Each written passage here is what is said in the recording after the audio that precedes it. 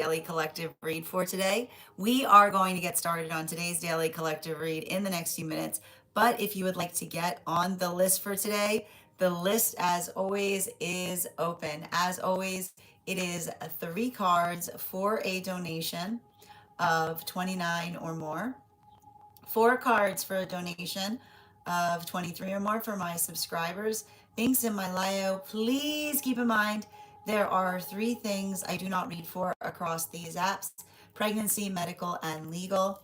Happy to give insight on anything in private readings, and you can book private readings on my site. We're also doing two giveaways today. Our first reading giveaway is going to be a reading giveaway when we get to 50K likes. So make sure you're tapping that screen. We will get to 50K in no time. The other reading giveaway we're doing today is a reading giveaway for the highest gifter between now and the conclusion of the daily collective read. So I wish you a lot of luck if you are participating in that giveaway as well. Prior to beginning today's daily collective read, I will be giving a brief recap on what we've been seeing in the cards over the last few days. Now, if you'd like to catch that full reading, you can find it over on the place where we keep the videos. You can also find it over on the place where we keep the photos. You can also find it as a podcast over on my spot at Tarot Church and over on my stack. But before we get started, on today's readings, as we always do, scale of 1 to 10. There are no wrong answers. How you doing today? How are you feeling? We've got a new moon coming up. We got a new moon coming up in a few. I know it feels like we just had a full moon. It's moving pretty quick. We're gonna talk a little bit about it, okay? Because and listen, I just want to go on the record. I just want to go on the record, okay, and say I told you this Mercury retrograde was going to hit a little differently, okay? I told you this Mercury retrograde was going to hit a little bit differently. You know where it's hitting you? It's hitting you right in the feelings, okay? It's hitting you right in the feelings. If you're feeling more emotional, okay, if you're feeling very sentimental, if it's a lot of emotional work that's coming up, okay. And I got to tell you that that's a little bit of a result of what we effectively saw that was happening through that recent full moon energy, okay. I'm going to keep on talking about it because we need to address it. You have to understand what effectively happened and why it was so interesting. So I want you to remember that we had months and months and months and months and months and months and months, all these months where Jupiter was just stewing around in the soup of Cancer, right? Which is working through the feelings, right? It's going through the energetic processing. It's moving through all of those emotions. It's not easy, right? But what happens, right? What happens when we find the ability to sit with our energetic feelings, to actually allow ourselves to feel the things that we're feeling? What do we find within those feelings? We find purpose, right? If you want to find purpose, you have to be able to dive deep. That's basically what Jupiter in Cancer teaches us, right? Because often, like, that's the funniest thing about when you go, like, you're like, well, how'd you find your purpose? Oh, it's really funny. I went down there to try to find my feelings, right? I went down there to try to find my feelings. And what did I find instead? I found purpose. That observation that our purpose often lives within our feelings. This is why we do the work to feel our feelings, because our feelings reveal things in the experience of feeling them. Now, sometimes those things aren't easy, right? And I gotta tell you, the thing that we often learn in relationality to Jupiter, like Jupiter moving into Leo energy, is working into the context or the ability of effectively identifying and recognizing what becomes our energetic strong suit, right? And what often happens, the thing about it is strong suits aren't created overnight, right? They're not things that we effectively do, right? It's not like flipping a switch.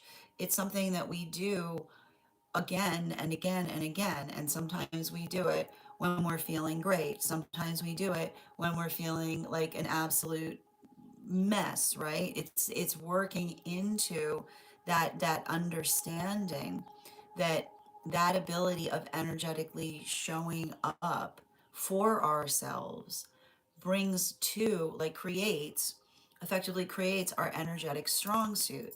And here's the thing about it, we often don't even recognize as we're doing it, right? Like, there you are moving through your own existence, right? Just being the best version of self that you can energetically be.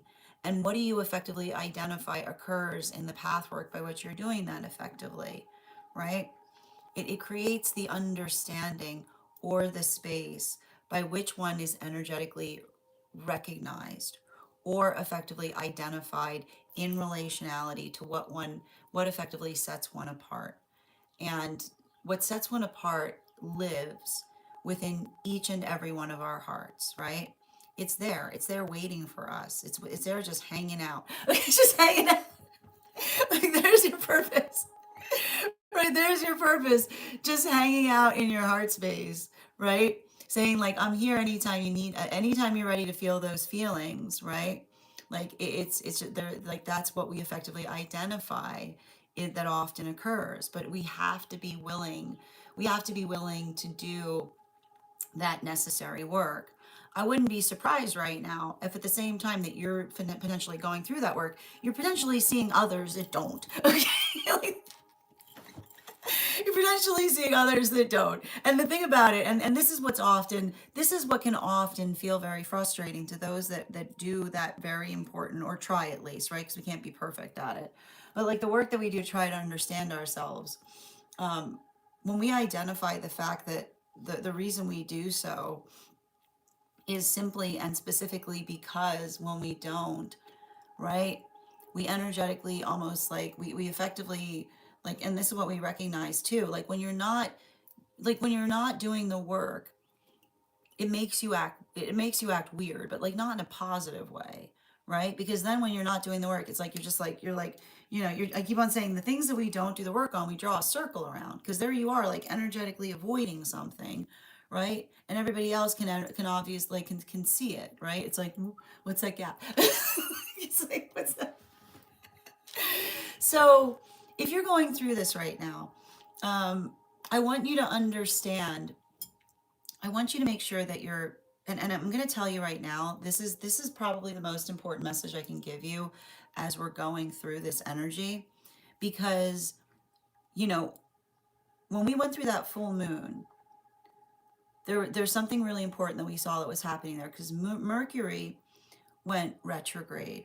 Jupiter, right? And where did Mercury go in relationality to that retrograde period? It's pulling into Cancer, where Jupiter used to be. And where do we see Jupiter moving? We see Jupiter moving into Leo, right?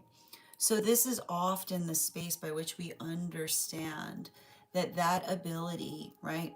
That ability to work conscientiously and with consideration, it allows us to be able to apply our force of effort to things. And we can't, it's also about working through the space by which we aren't able to rush processes, right? And sometimes that can really frustrate us, right? Sometimes it can feel like things are moving very, very slowly. And sometimes we get very frustrated at our own energetic progress. I'm going to just give you like the message we often get with Leo, when, especially as we move into Leo season. Have you tried putting a little compassion there, right? Because the thing about it is, often when we are working through our own harshness, the harshness that we often feel to ourselves is amplified or articulated by our own sense of energetic unworthiness. But when we're effectively able to articulate or apply that feeling of energetic consideration to things, right?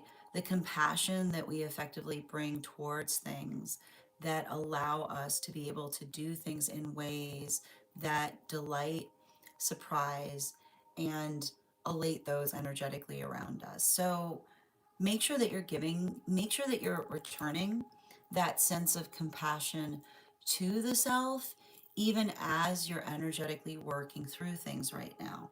Now, it is having a different impact depending on where one finds oneself on the frequency cycles. And we're going to read for the energy that's the energy, the feminine energy, the masculine energy, and the non binary. If you want to see this full reading, you can find it over on my stack. But what was very interesting to notate that we saw that was occurring in the energy of healthy masculine is working into the context or the observation of understanding how the energetic perception of things is. And the thing about it is, when we articulate having a healthy perspective, if you're ever curious about whether you have a healthy perspective, the simple question you need to ask yourself is, how easily can you move into the perspective of others? Right? Like that's all it takes. It like the space by which you're able to see another's perspective is a good egoic check. Okay. It's like a very fast egoic check is the ability to see how others may perceive things, right? Because that is the indication of empathy. And when we have energetic empathy, right, that ability of seeing other perspectives, right, what does it do? It fortifies one's view, right? It strengthens it. It builds into a sense of confidence when we're working more through the energetic point of insecurity, right? What do you often see with those that are energetically insecure? Like it's like blinders on. It's like a refusal to see things. It's like a refusal to want to perceive anything. It's working into situations and circumstances specifically in relationality to what we don't feel ready to energetically address within ourselves. So, what we effectively identify for a lot of the energy doing that work is building into building into that optics of being of recognizing and identifying what it feels when one is working towards things fastidiously, but also potentially feeling the frustration, right? Feeling the added weight of having to navigate the experience by which another person is not like is either in like and this is the hard thing I feel like that's happening with masculine, right?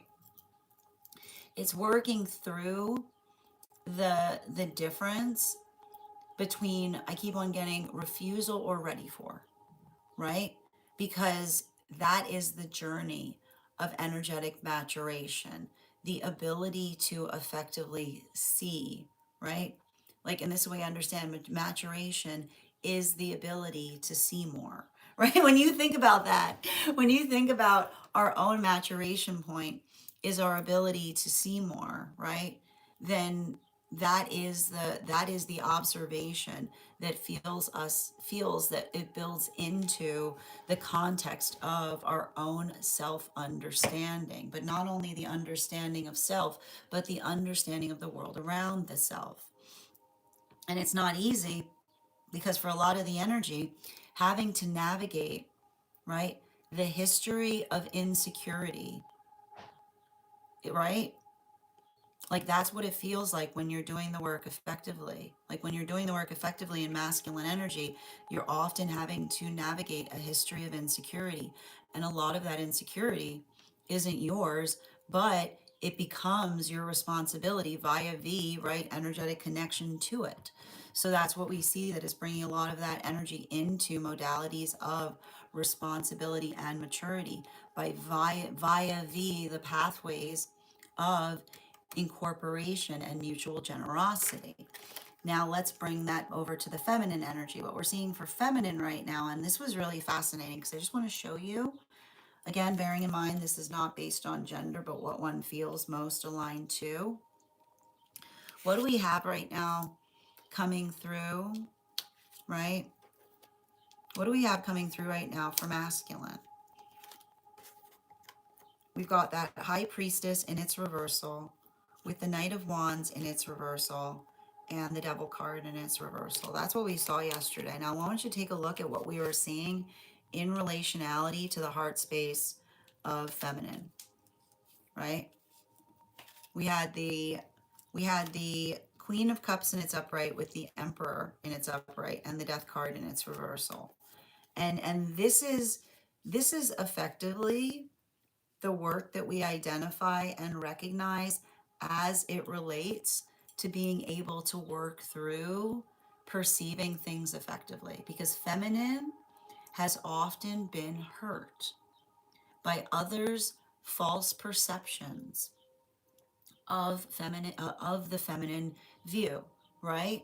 Because the observation of feminine coming into the context of energetic belief is the space by which others hold their belief, their perspective with the same quality as they do their own. This is what we actually mean, right? This is what we actually mean by uh, by patronization, right? Because you have to understand the quality of patronization is not qualitatively connected to gender. It's qualitative as it relates to respecting the view of others, right? Because it's the observation of allowing for an authoritative purview does not necessarily eradicate the purview of others, right? It's not necessary, but it becomes patronizing, right? A purview becomes patronizing when an individual articulates that their view, right, their view of things is qualitatively or quantitatively better than the views of those around the self.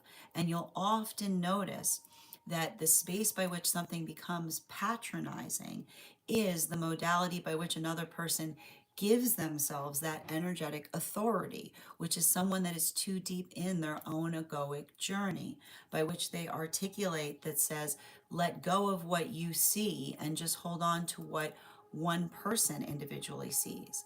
And this is why we see that for a lot of the feminine energy, articulating upon that being the shape of the healing that needs to occur is the continuation. Do you see the connection of these lessons? The observation of healthy energy that understands that a healthy view is never damaged by others' perspectives.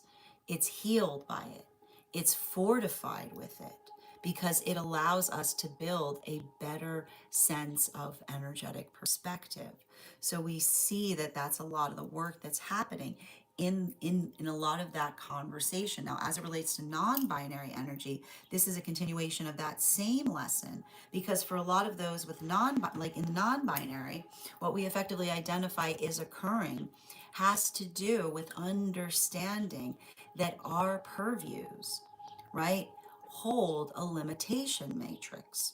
Because when you understand that a purview is only limited by what one sees, then you understand that the way that you effectively bring something into a place of energetic security is by having the mutual work that one energetically achieves in relationality to working through the observation that energetic safety, that energetic security, right, does not mean that you have to navigate everyone's discomfort in the same way.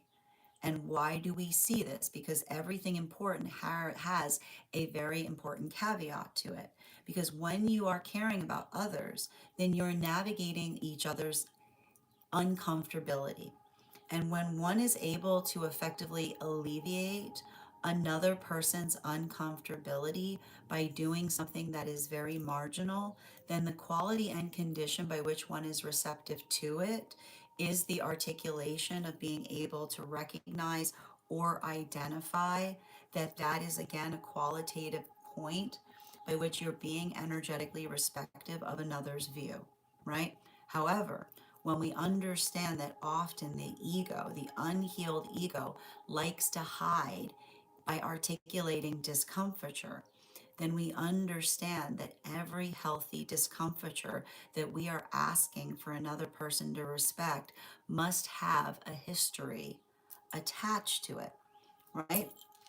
Because it is the understanding of discomfiture that carries historical documentation that allows another person to be able to calibrate between the difference between an uncomfortability that is attached to a trigger that another person is working to heal and release, as opposed to situations and circumstances by which the ego is hiding within uncomfortability.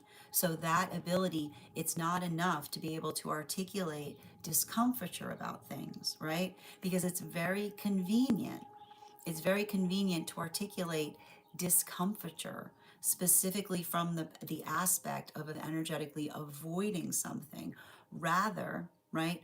The honest discomfiture that we're doing that is indicative of the fact that we're identifying work that we're working to achieve or move through is effectively relevant and relative to circumstances and situations by which we're not only able to articulate upon what that discomfiture is, but also, right, we're energetically open about the discomfiture. We're able to effectively speak about it. We're able to effectively move through it. And in the context by which we're able to move through it, then we are able to effectively heal even further.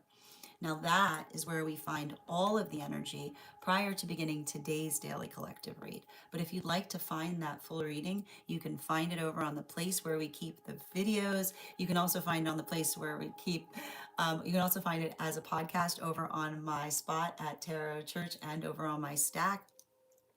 I'd also invite you to head over to my stack to learn more about our next tarot class, which is going to be held on Thursday, July 16th at 5:30 p.m. PST, 8:30 p.m. Eastern. We will be continuing our studies into the tarot with a focus on the two cards of the minor arcana. If you would like to become a part of that tarot class program, all you need to do is head on over to my stack and become a paid subscriber. Your paid subscription to my stack is your ticket of entry into our live classes each and every month. You will also, as a paid subscriber, have access to over 9 hours worth of material in the Tarot Church Library Class Archive. Now, it's not necessary to catch up. I'll be doing my best to give you updates on everything we've been seeing energetically prior to beginning that next class, but the classes, the information's there for you to receive as you're ready to receive it. You'll also have access to a one-on-one chat with me and the other students to ask any questions that you may have in relation to anything we've learned and studied thus far. And if you become a founding member, not only will you receive a discount on the full year's worth of classes, but you'll also have access to over 20 hours worth of material in the Tarot Church Library Class Archive. One of the things I've tried to do with these classes was make them accessible to the absolute novice tarot reader as well as the seasoned reader. There's definitely something there for everyone.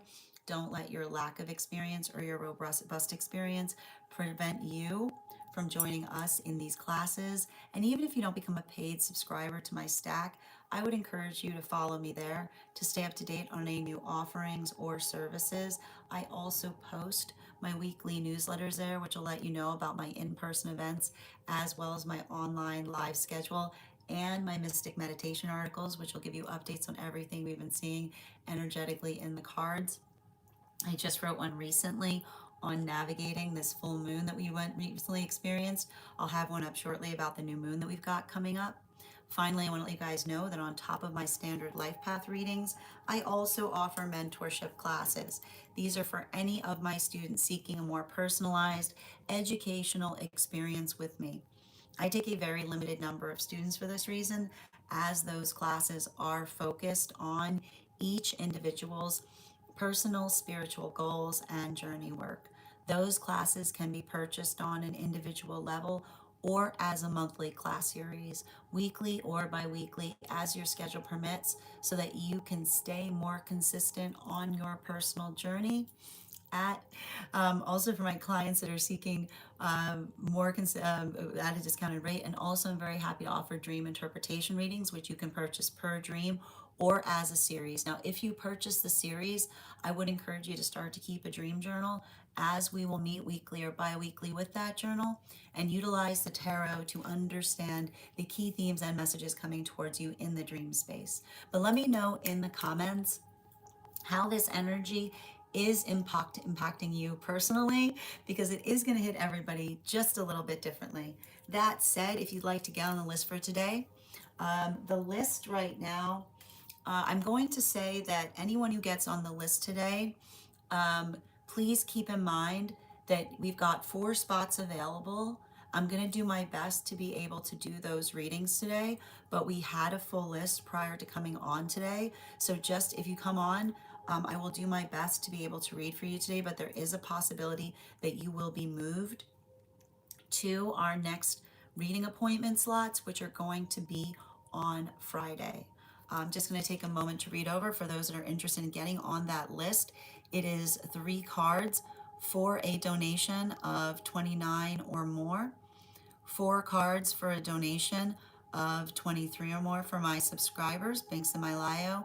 Please keep in mind there are 3 things I don't read for across these apps: pregnancy, medical, and legal. Happy to give insight on anything in private readings, and you can book private reads on my site. Excellent. How you doing today, Asila? And welcome, Adana. How you doing today, Lakshmi? I think you're on the wrong stream, Shallow. Oh, absolutely.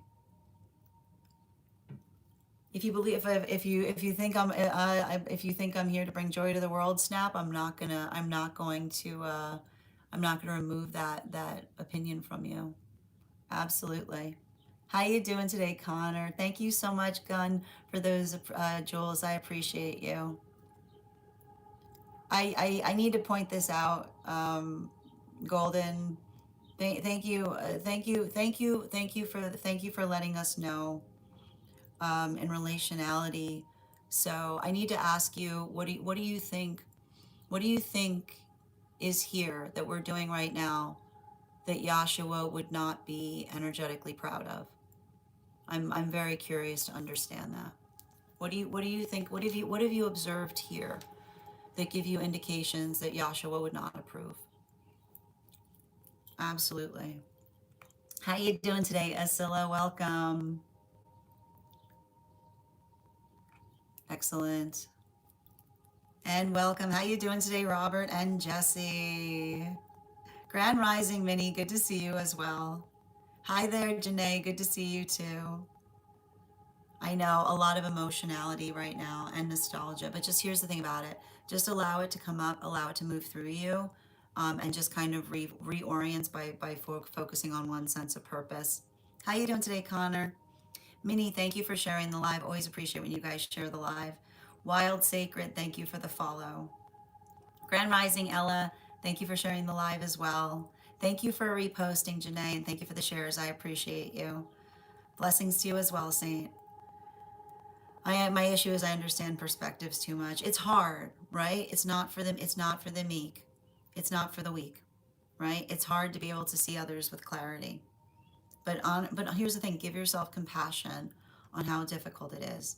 And Adele, thank you for the follow. Thank you for the follow, that guy. Thank you for reposting, Mia. Good to see you. How you doing today, Per? Welcome, Chasing. Excellent. Gnarly Dreams. Still doing the work still. But I need to point out, you said that you couldn't remember your dreams before. Now you got gnarly ones? That's good. I mean, that sounds to me like something's getting fixed there. How you doing today, Bridget? Grand Rising, Ella. Continue to do the work to articulate. Yeah, absolutely. Right there. Um, Amara, you're always welcome to ask questions here, but if there are cards that require pulling, that would be a donation. I'm afraid I don't do pregnancy readings, Bianca, but I'm sending you so much support on that journey. How you doing today, Bianca? Welcome. Hi there, Patty. What tongue twister did I do? What tongue twister did I do? I don't even realize I was doing it. I was like, did I do a tongue twister? Oh, that's funny. Absolutely. Grand Rising, Minnie. Good to see you today, too. Excellent. So, as I mentioned, friends, we have priority here. So, anyone who's on the list before we get started on the Daily Collective is always read before we begin the Daily Collective. We have five individuals who have priority today.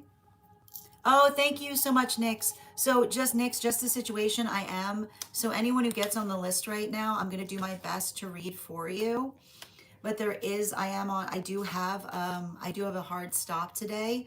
But if we don't get into your reading today, rest assured that you'll be first on the list when we're back on Friday. All right. Yeah, I want to read for you too, because yeah, what's going on there? It's okay, we'll get into it. Hold on. Yeah, just bear with me a minute. All right, 1 second here. Let me get these cards in order. I appreciate that, Nix. And if I'm ever saying your name incorrectly, by all means, please feel free to correct me. All right.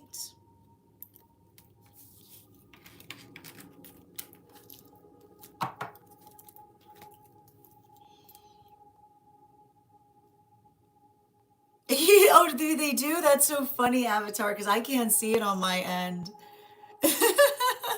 Thank you, Shandy, for the follow.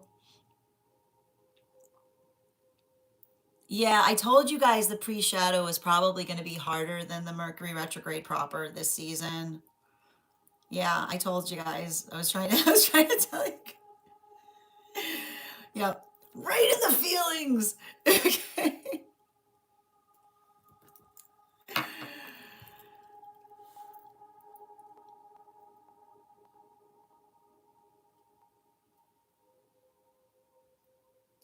All right. And thank you so much, Shandy, for the follow. All right, let's continue. So the first person we're reading for today is going to be Bridget. Bridget, if you're here, can you respond in all caps? Let me know if you'd like a general reading or if you have a specific question you'd like me to answer.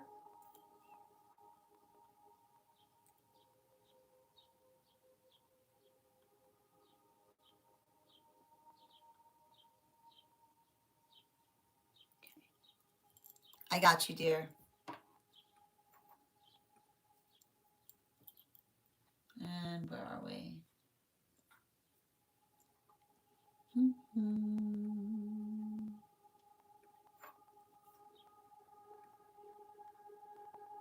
You said it was in the dream interpretation section? Yep. And thank you for the follow, dear. All right.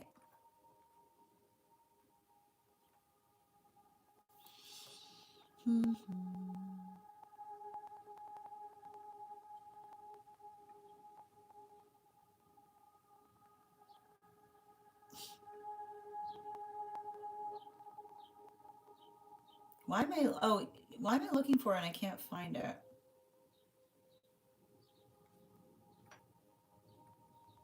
Just bear with me. Okay. Oh, dream later under general. I got you, dear. Okay, that makes more sense. Perfect. I've got that there. Hi there, Shandy.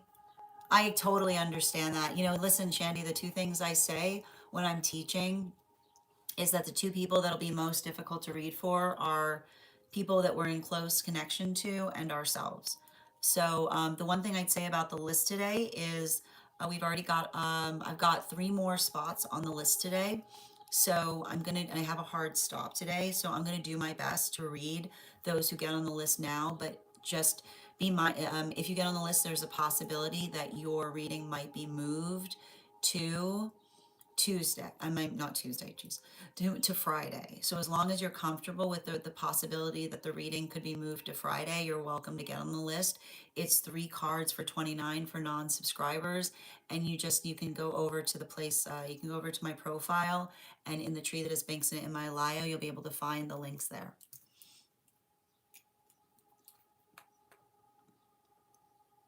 Okay, excellent.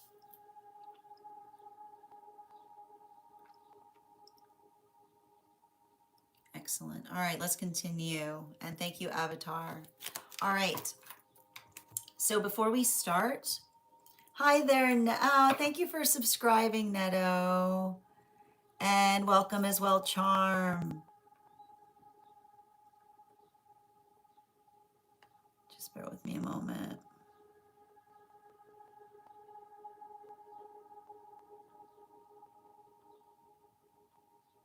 Excellent.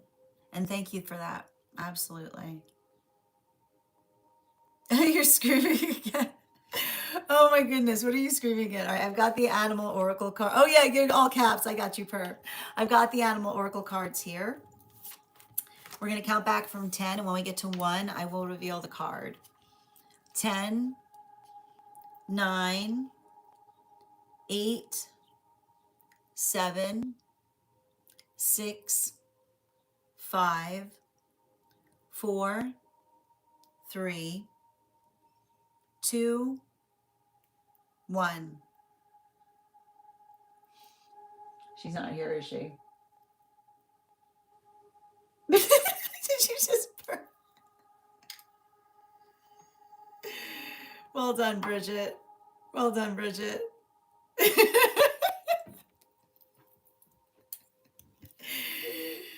I know you guys want to take a screen cap, so I'll just give you this.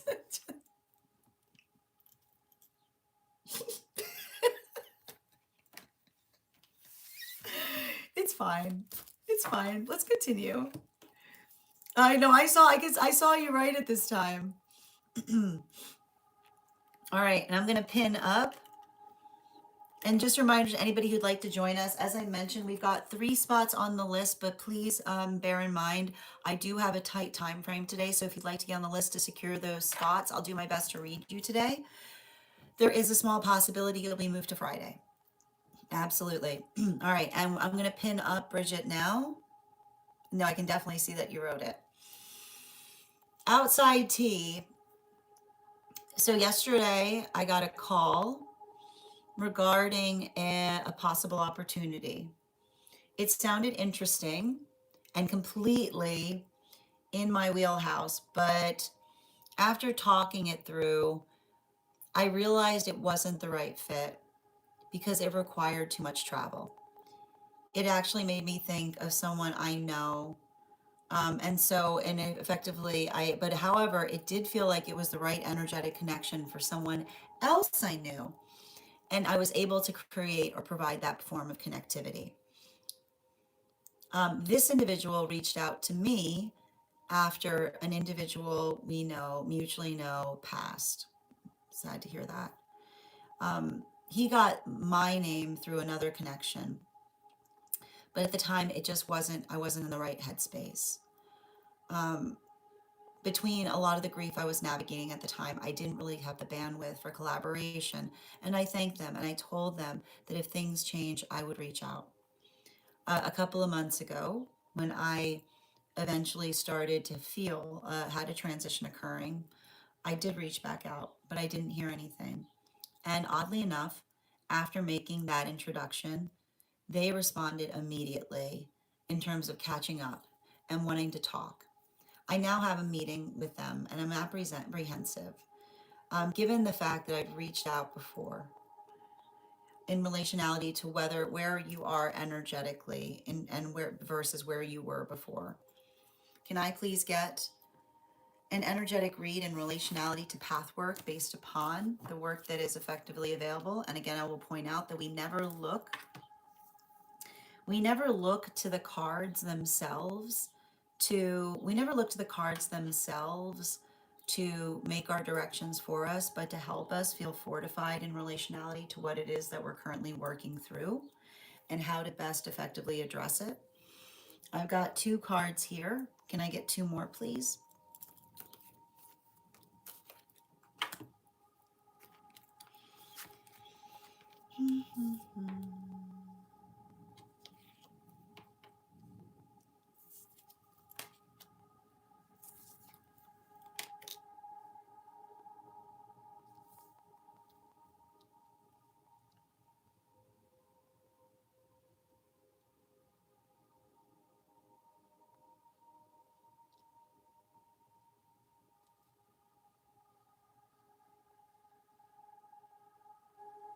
So, and you are also getting one more.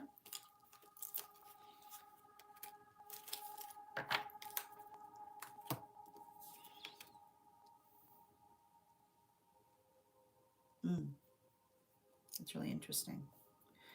Um,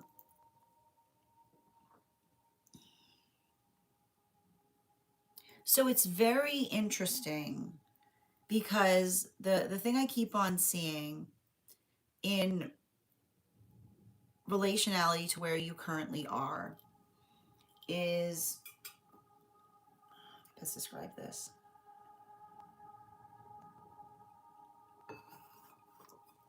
I feel like I'm seeing something very important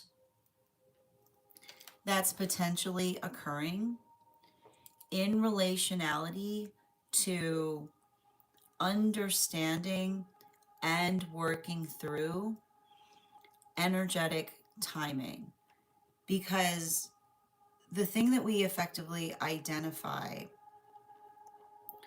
when we're working into the space of timing is understand. I think that you're potentially seeing a lot of that beauty as it relates to energetic alignment, right? Because it's not just the fact that you're looking at circumstances or situations, but you're asking yourself the right questions in terms of whether they feel energetically aligned to what it is that you yourself are trying to are trying to work through. And particularly and especially with a lot of this 10 of wands energy here that we're seeing in combination with that moon card in its reversal, we see that one of the things that's potentially happening is like I see you almost being able to look at things from a bigger picture, right? Not and I like to point out that when we're working into the space of identifying decisions, that the decisions that feel energetically best don't require, I keep on getting, they don't require a lot of overreach, is what I keep on getting. And the reason I'm getting um, a lot of that overreach right now is building into the context or building into the understanding or the recognition of identifying what it is that feels effectively like we're working through it in terms of not allowing too much of a change from where you currently are. So everything that we potentially identify there, we see that you're doing a lot of that work in terms of not only building into something, but building into something in a way by which you're effectively identifying what feels like it's energetically comfortable to you, right? Versus something that would feel like too much of an energetic reach, right? It would require you to have to effectively change too much to be able to accommodate it. But what do we see that you're also doing? You're being very energetically receptive in understanding, right, the benefit of being able to build into those other points of connectivity. So this is you very much, and it's interesting too, because the work that I keep on seeing is this is you in your tree energy, right? Because when you are ineffectively in your tree energy, right, you have to understand, like, it's the fact by which you're not necessarily you're not working into the space by which you're effectively holding on to things, but you're being very energetically careful or directive as it relates to where you energetically place things. So continue to do that work is what I keep on seeing. Now, in relationality to the opportunities coming to you, the one thing I think would be a nice thing to kind of build into as it relates to entering into a conversation is make sure that you're starting from your ideal, right?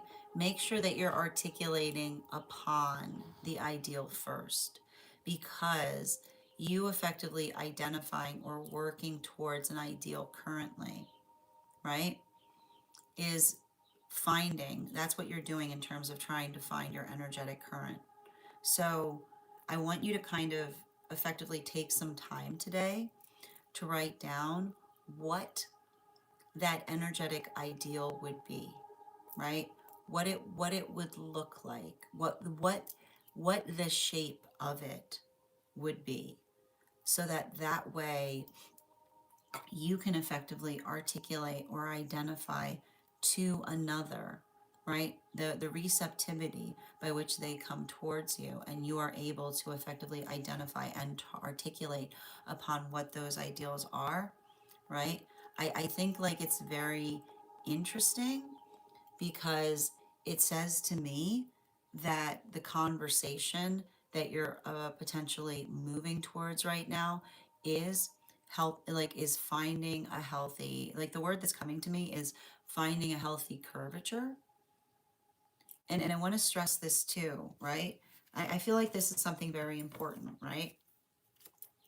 um there's something about the adaptability in terms of you articulating like what you're looking for now versus what you might be looking for later, is what I keep on getting.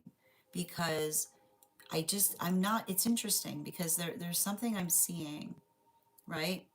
There's something I'm seeing in relationality to you having an energetic conversation.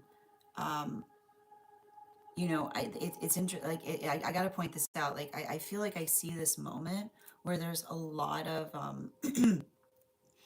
I want you to avoid, like, the one thing I want you to articulate in relationality to anything right now is anything that feels like take it, like it's saying like take it or leave it type of energy is what I keep on seeing, right?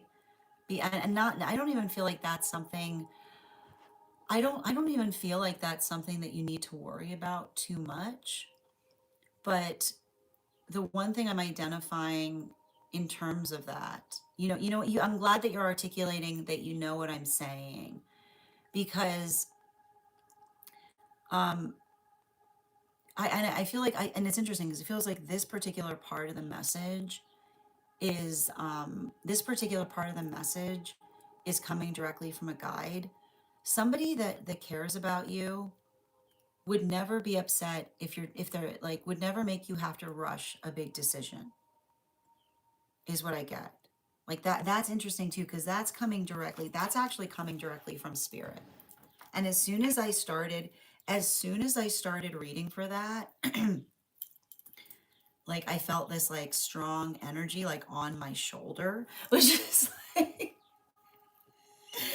in terms of saying like that there's something about the identification about saying take all the time you need, right? Like, that is the energy. And I think that um that there's something about that feels really important, because it's that same take all the time you need that you also deserve back in kind, is what I keep on seeing. So remember, like, that is the energy. Like, that is the energy that you should also be receiving. And I feel like even in the space by which like remembering or recalling, right, your own point of consideration, right? Like if somebody expresses irritation on you taking time with a decision, it almost says to me like, let that energetically fortify your own answer to things. So and it's interesting because it just it feels like that is coming specifically like that's coming specifically from spirit in relationality to a healthy give and take. Thank you so much for having that reading with me, dear. And if this message connected to you as well, it's very common for those who need these messages to be here to experience them. We are doing personal readings right now. If you would like to get on the list is open. It is 3 cards for a donation of 29 or more. 4 cards for a donation of 23 or more for my subscribers. Binks in my Lio. Who am I reading for next? Your card's already out. Binks in my Lio. Please keep in mind there are 3 things I don't read for across these apps: pregnancy, medical, and legal. Happy to give insight on anything in private readings, and you can book private readings on my site. Mm-hmm.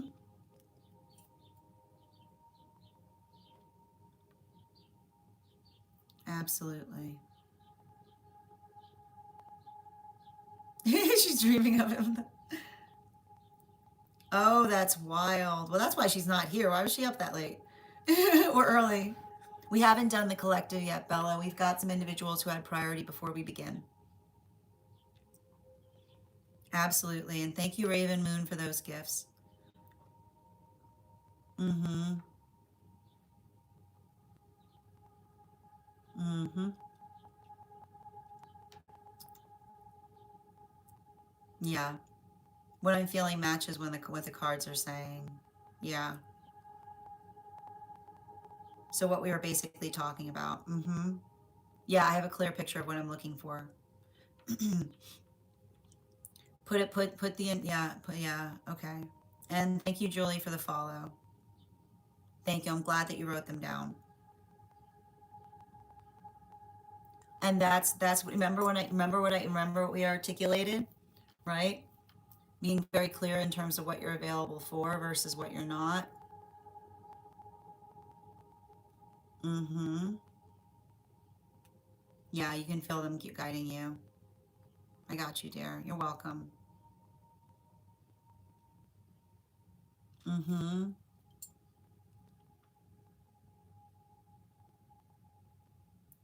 Yeah, exactly.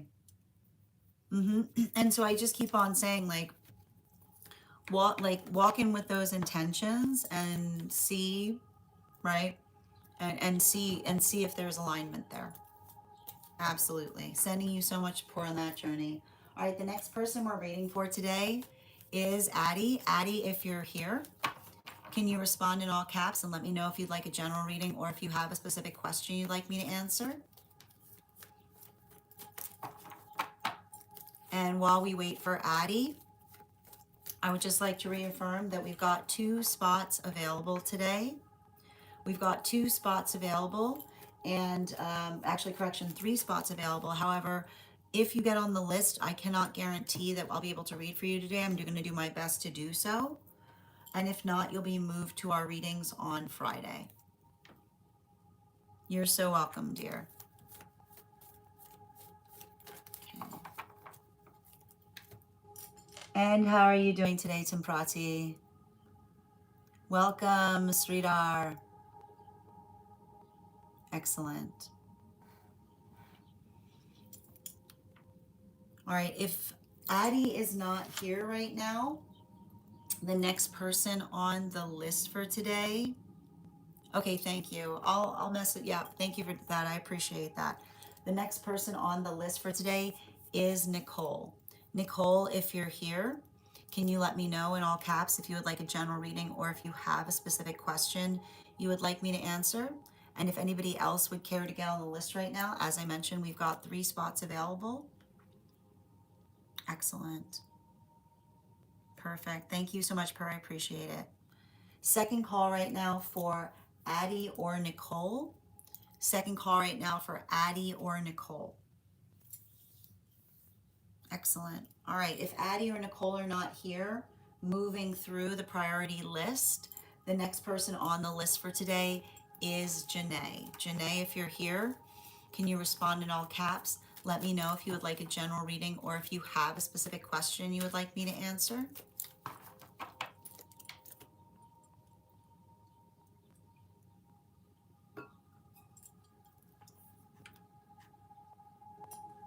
Yep, I got you, dear. Excellent.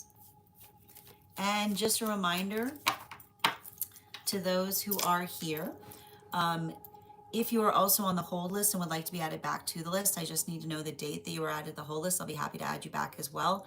And if you are joining us over on the place where we keep the videos, you can also get on the list today via my tree that has Binks in it in my bio. It is 3 cards for a donation of 29 or more, 4 cards for a donation of 23 or more for my subscribers.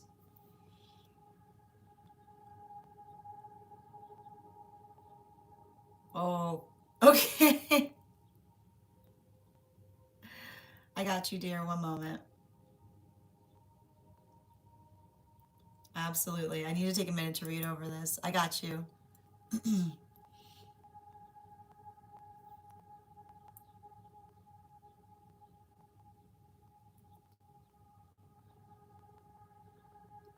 Okay.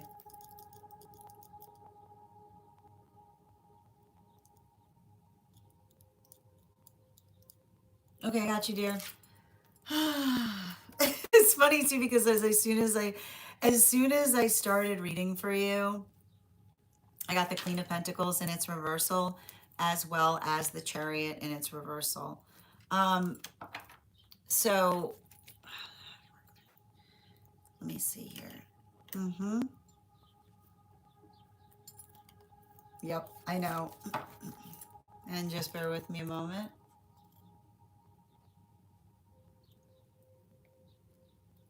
And we'll get started on this reading.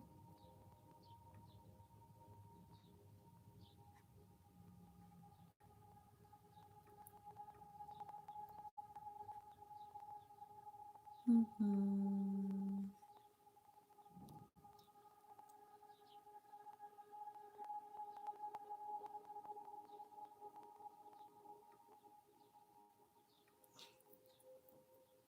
Hold on a minute.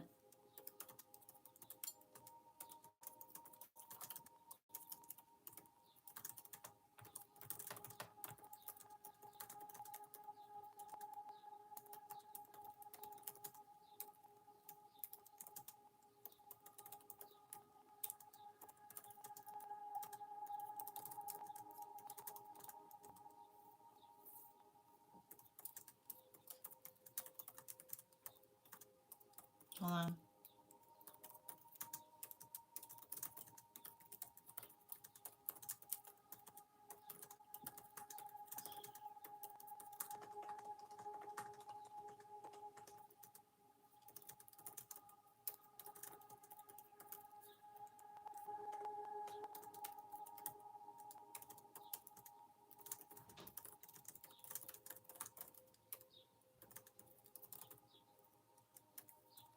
Okay.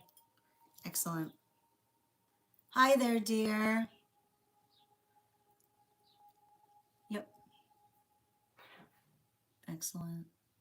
And before we continue with Janae's reading, let's warm up those intuition muscles with an intuition check. I've got the animal oracle cards here. We're going to count back from 10. And when we get to 1, I will reveal the card. 10, 9, 8, 7, 6, 5, 4, 3, 2, 1. We got the dog. We'll do it again after the next reading. Excellent. Mm-hmm. Okay. Excellent. All right, and can I get two more, please?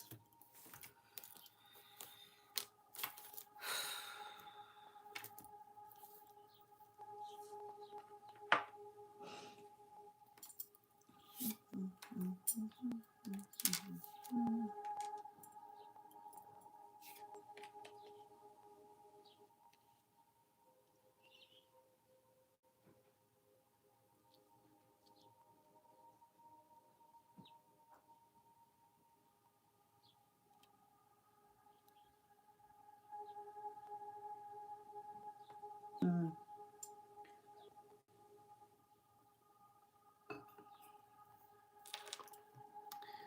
So the best thing I can describe,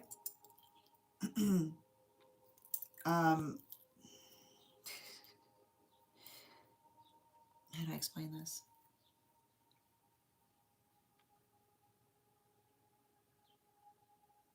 Mm-hmm. All right.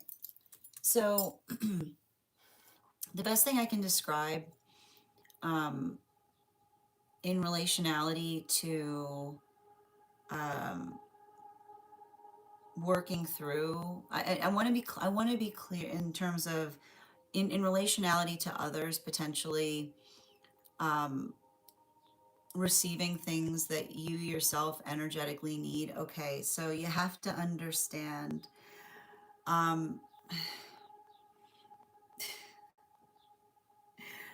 the guys work collectively. Okay, um, the guides work collectively, and when the guides are working collectively, then, and this is why we identify that sometimes what another person, you'll probably have notated that sometimes when I'm articulating upon the fact that, there may be something here that you energetically need, even though it's not necessarily your reading. The guides are often very energetically generous as it relates to helping to facilitate, um, helping to facilitate on each other's healing journeys. Now, in the context, by which you are someone who is more new to the collective, um, it's important to notate that you articulated. Oh God, I can't believe I have to explain this. Okay. Oh God. So it's you articulated the fact that you stated in one of your I'm sorry, I'm laughing so hard. You stated, no, it's very simple. You stated in one of your dreams that you articulated that there was a lost boy. And it's and I need you to understand that, in the I know you didn't necessarily mean to do it, but you articulated it, because when you identify in a collective space with the guides that there's someone lost, then what will often happen is the guides will energetically drop everything to try to prioritize the locationality of energy. Okay. Because it's very, like, it becomes very energetically important. Now, the thing that happened is basically in the space by which that was energetically happening, there was there like there was a lot of the work that we're energetically seeing is potentially coming into the space of others giving you things to orient you, because in the space by which you identified yourself as energetically lost, the guides aren't going to potentially come to you to give you directions, because you can't, like, you're like, right? It's like the energy that effectively identifies the location of staying, like where you are, but the space by which others are coming to you, right? The guides are coming to others to identify and give them things to bring to you, is so that they can energetically locate you, because you articulated, you because you use those, because you articulated and use that terminology. And there's a lot of angelic energy in our collective. You have to understand it. Sometimes angelics take things literally. Angelics take things like they're like they like that's like it's like it's a drop everything. You have to understand. So the that's the explanation as to why, as to why others are coming, it's because it's because you don't recognize that you accidentally put it, like you put a call out. You put a call. We have to be very careful with our words, Janae. We have to.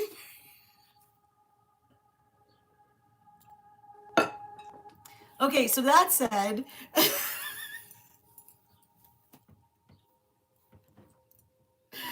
all right, where were we? Let me get back to these messages. So, and you have to understand, and here's the thing about it, right? So others guide, and this is how protective the guides in this collective are. Others guides are giving them messages to you to help you better, or like orientate yourself, your energy, right?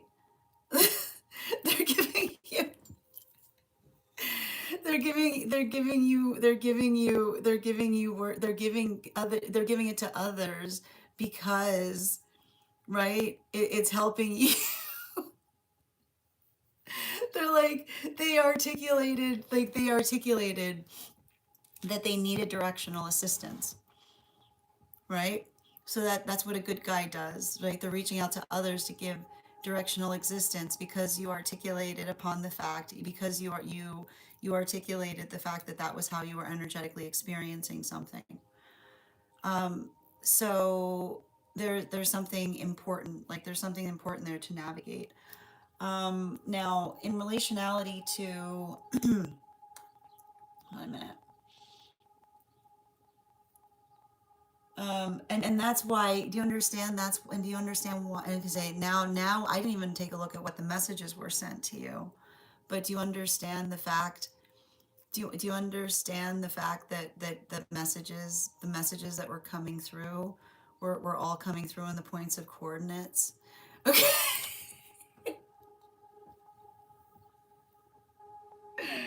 Yeah, right. It's like, it's because like that. Okay, so okay, so now we go. Now we have a now we. So that's why. So I want you to understand, like, bottom of the deck. Look how helpful the guides are. Look how helpful the guides are.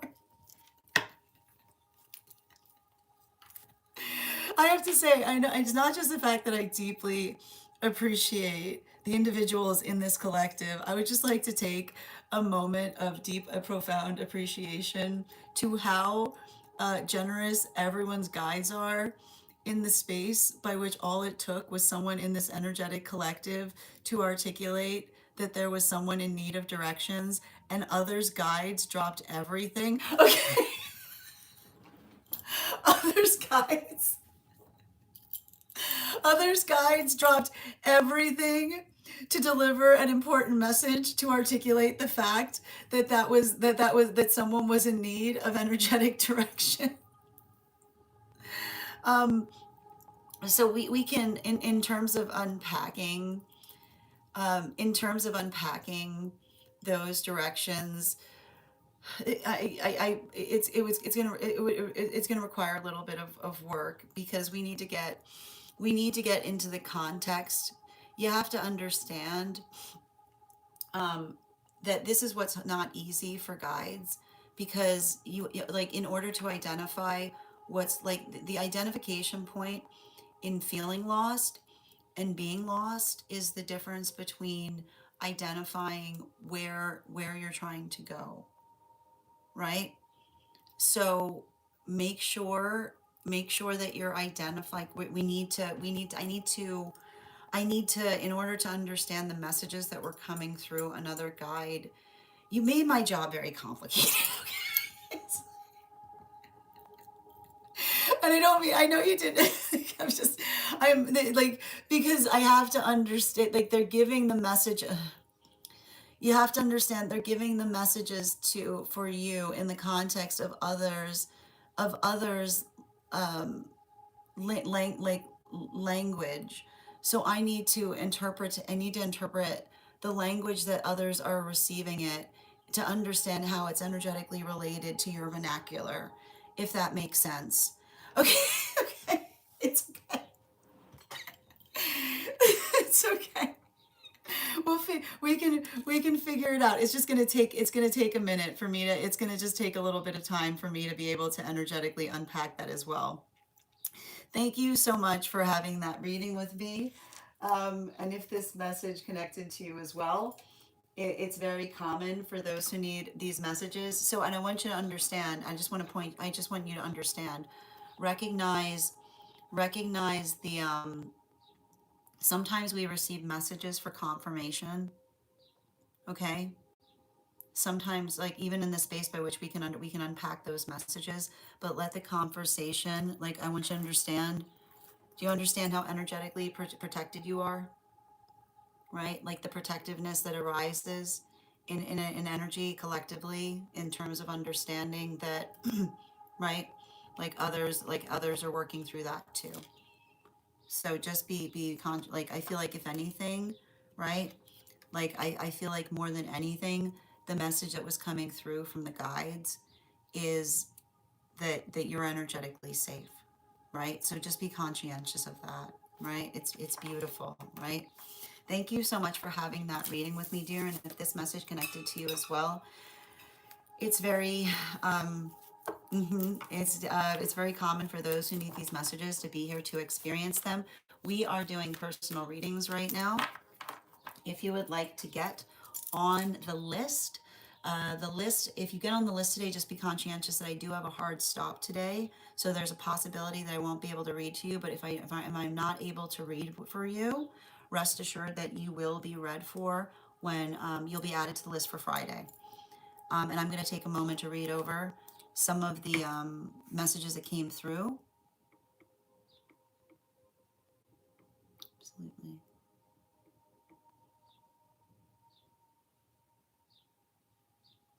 I appreciate that, Per. Thank you for the help. Excellent.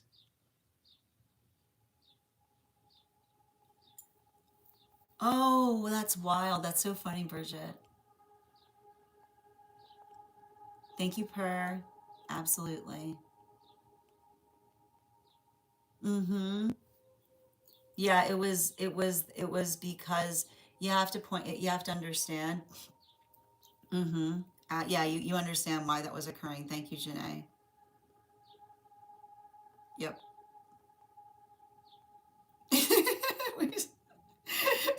Bridget. Grand Rising, Addie. Good to see you. Welcome back. And thank you, Char, for the follow. Mm-hmm. No, no, Nicole, listen, don't worry. Listen, I'm gonna tell you, right, like, look, like, everybody's got lives outside of this life. I'm alive. I'm never gonna be upset. Like, I get it. Okay, I completely understand. I'm not gonna be upset. You do what you need, right? I'm here. Okay. I'm glad to hear it. Absolutely. Mm-hmm. Yep, happy to read the list, dear. The list we have right now. The list we have right now is Addie, Nicole, Bridget. I've got you on the list again for a dream reading, and then I've got two individuals after the Daily Collective. We've got Bianca and Nix. Okay. All right.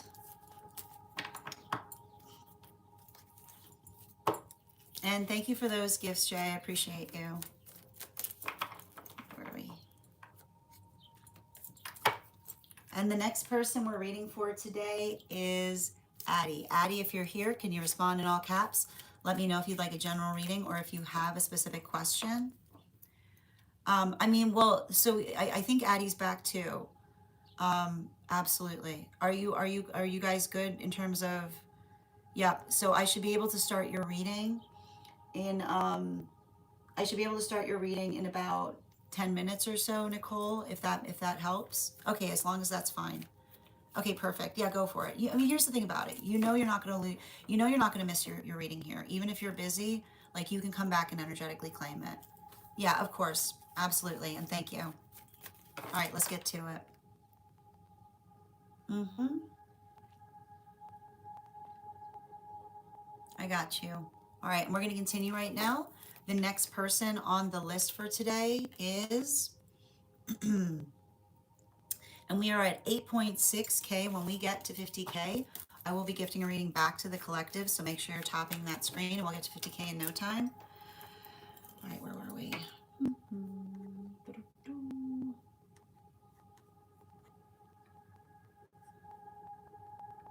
All right. Of course, dear. Absolutely. And let's see here. So when the next person we're reading for is Addie, and we've got, before we continue, let's warm up those intuition muscles with an intuition check. I've got the animal oracle cards here. We're going to count back from 10. And when we get to 1, I will reveal the card. 10, 9, 8, 7, 6, 5, 4, 3, 2, 1. We got the B. Thank you. We'll do it again after the next reading. Excellent. And thank you again, Ash, for those gifts and welcome. You've got your cards flying out right now, Addie. The first card we've got coming out right now is the Three of Pentacles in its upright.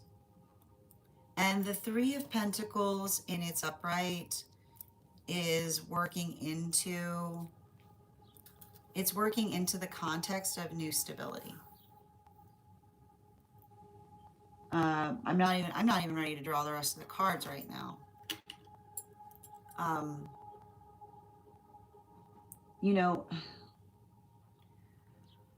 I'm going to read the outside. I'm going to read the comments here. Yeah, outside tea, big life transitions. There's been a very sudden ending right now in relationship, and there's so many other things popping off right now. Can you please have a reading from future self about the lessons of this experience and next steps? I've got you, dear. So we've got the Three of Pentacles in its upright. And can I please see the rest of the cards, please? Yeah, 2 more. And 1 more.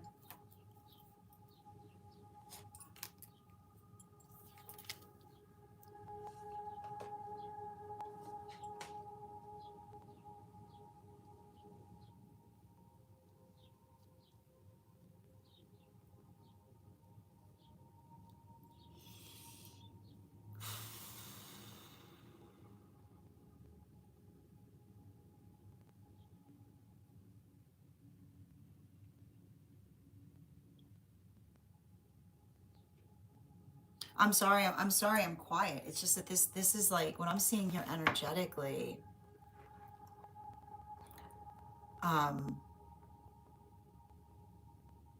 Like, is that person all right?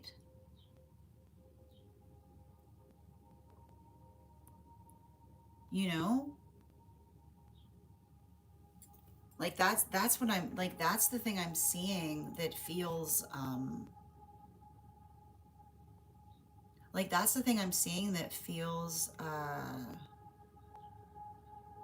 difficult. No, you understand it. Like there's like something is like I'm getting here. Like I think you kind of sense this. Like it feels like something is really is really not right, you know? And I want you to understand that's not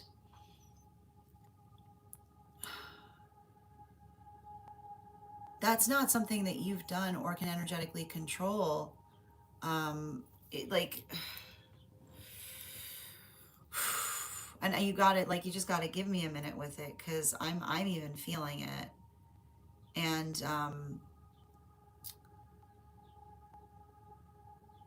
it's giving me the like,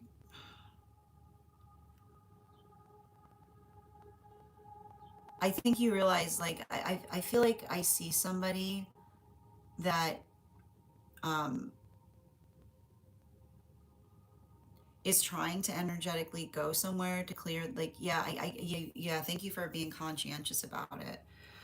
um I feel like I see somebody that feels like they need to move away from something for a bit to get their energetic their energy clear.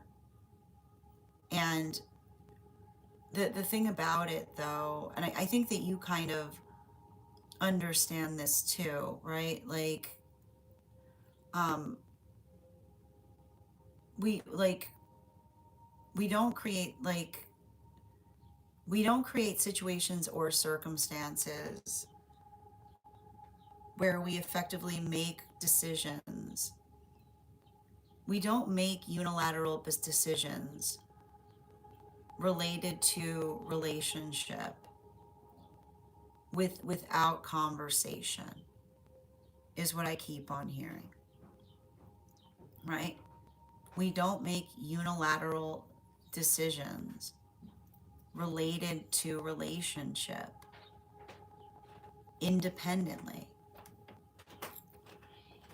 And I feel like that is something very energetic important there, because, like, I feel like I see somebody. Yeah, thank you. Like I feel like I see some kind of circumstance or situation by which another person um is trying to articulate. And here's the thing, you can't say that you make a unilateral decision that's mutual. It's very convenient to say that one makes a unilateral decision that's mutually beneficial, right? Because it's only unilateral, is what I keep on getting, right? Like like a unilateral, a healthy decision does not require convincing that it's energetically healthy, right? That's all I keep on hearing from one of your guides. A a decision that's healthy does not typically require an individual to articulate that they did it for the benefit of the relationship. Because if they were doing it if they were doing it for the benefit of the relationship, it would have been a conversation. Like, that's what I just keep on saying.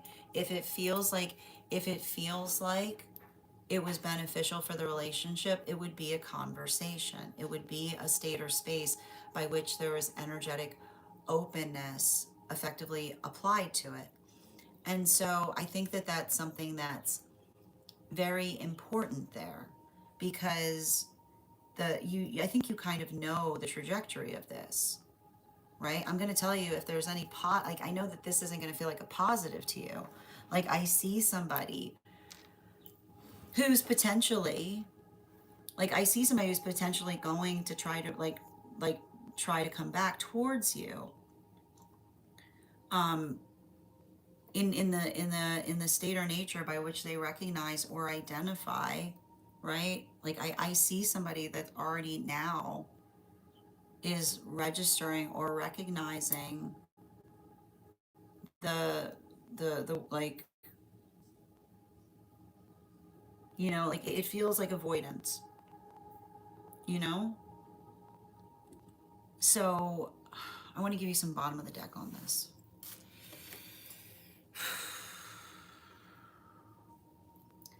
The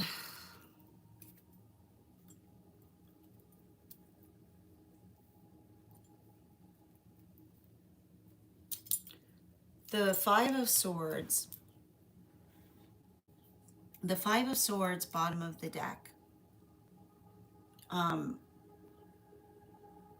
works into, um, and this is why when we're in healthy relationship, um, we understand, yeah, like, and here's the thing about it, right? When we're in healthy relationship, we work to curb our apologies, right? And when I say that we work to curb our apologies, which is the space by which when another person is energetically compassionate, we understand that compassion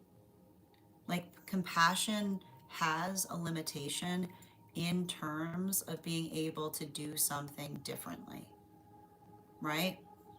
So the one thing I keep on seeing here is, the wild thing about this is I literally see somebody that still feels completely convinced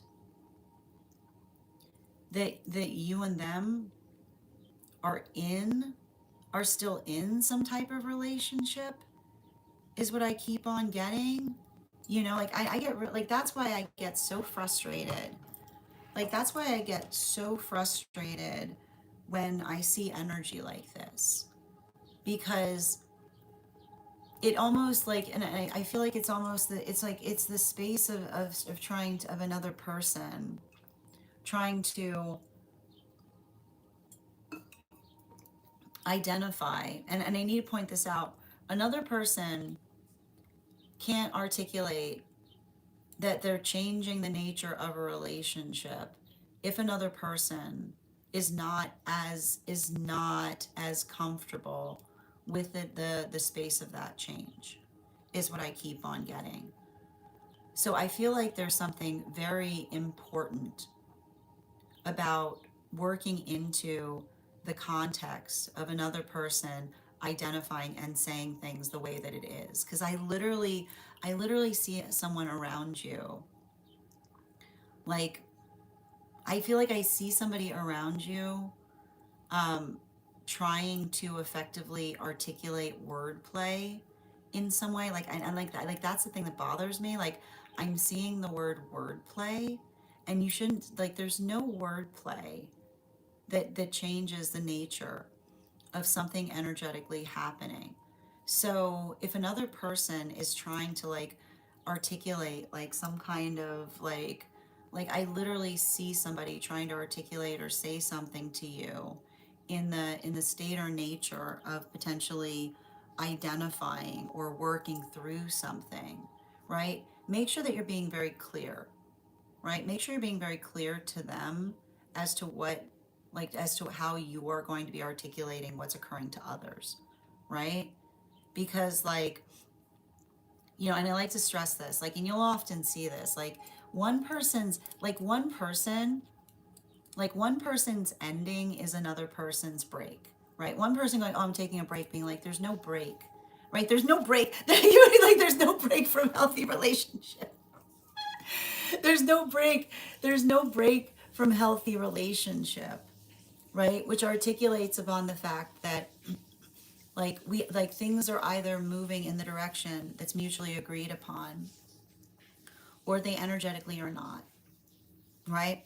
And so the state or nature by which you potentially, like, I think you even see this, like I see somebody like, and I'm holding a lot of sympathy, right? I'm holding a lot of sympathy and relationality to the fact that I feel somebody that's feeling a lot of weight of anxiety on them, right? I feel like I see somebody that's like navigating with a lot of weight of anxiety that's kind of gotten the best of them. And I think that you know them enough that you can recognize that that's true too, right? But our own understanding of recognizing that that occurs is the shape by which we're able to energetically protect one another from it, right? And so I feel like even in the space, I think that that's the hardest thing that I'm seeing here. I literally see a situation by which someone's going to potentially try to come back to you and say, I allowed my anxiety to get the best of me. And I'm going to tell you right now, they're being completely honest about it.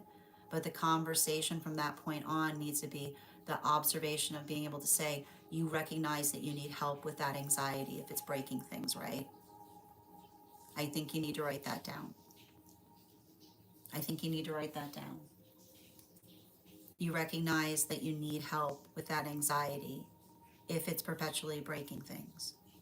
Because that observation of, right, like the shaper nature of understanding and having compassion entirely for the fact that another person is working through a lot of that anxiety, but understanding, right, that you can't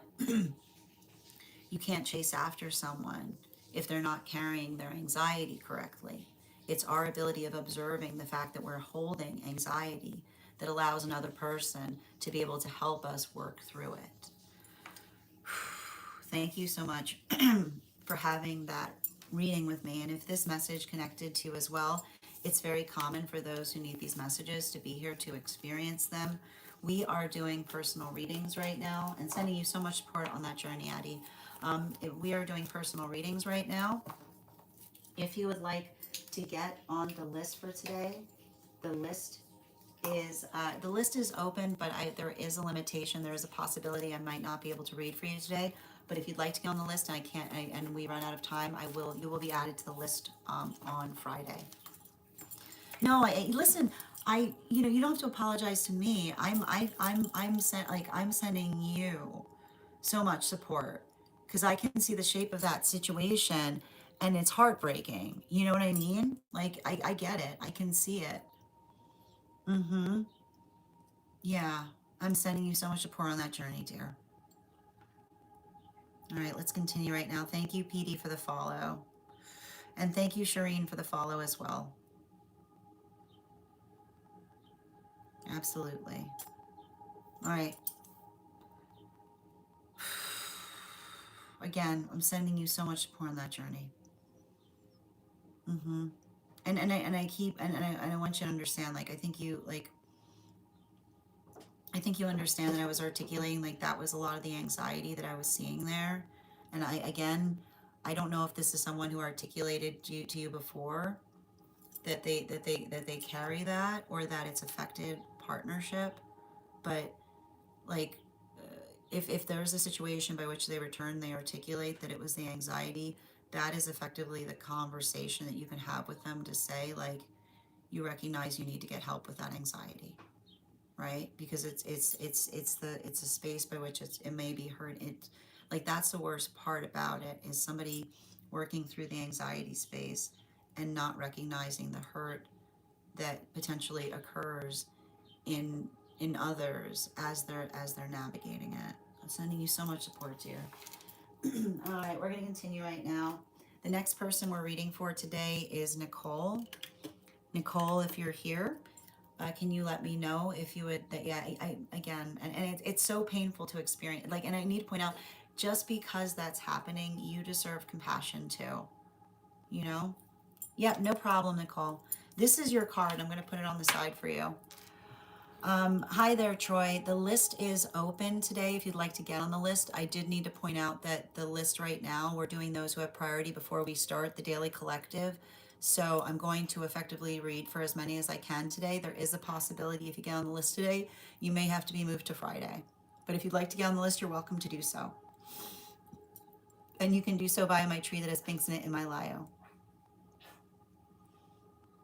Oh, I can see that, James. Yeah. Yeah, I can see that song heavily in relationality to what I was reading for. Oh, thank you for the compliment, Every. So the way it works here is we do each day, we've got donation-based readings for those who have priority. So for those who've gotten the list before I go on live, we're going to be doing a free collective once I complete those who had priority on the list. So we'll be starting that daily collective in about two more readings, and then we'll get moving into the daily collective. And then after that, we're going to be moving into free one cards. So for anybody who is a paid super fam, or for anyone who is a paid member over on the place where we keep the videos, we'll be doing those one cards after that directly too. Anyone who's a paid member always receives a free one card each day.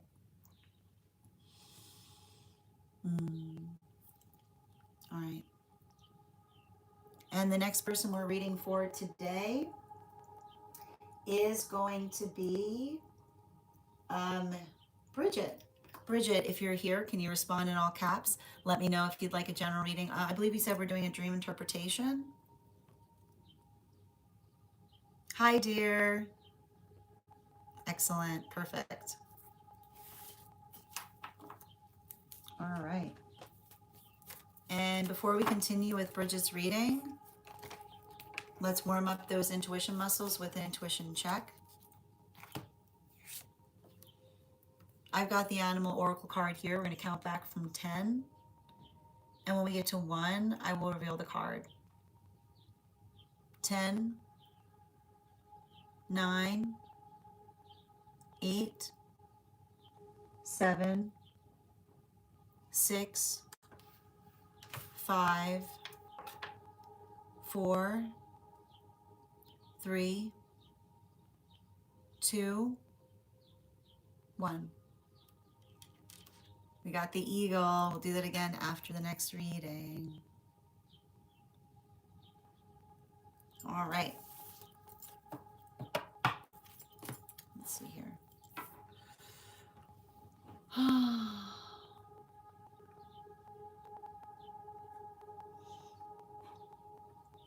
Oh, wow.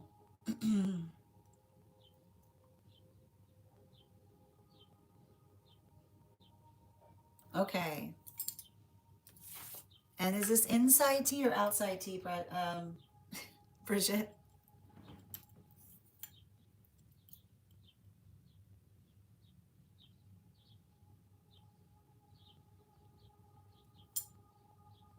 Oh, it's outside tea. I see it. Perfect. And you know how we start our dream interpretations? We always get out the dream coconut.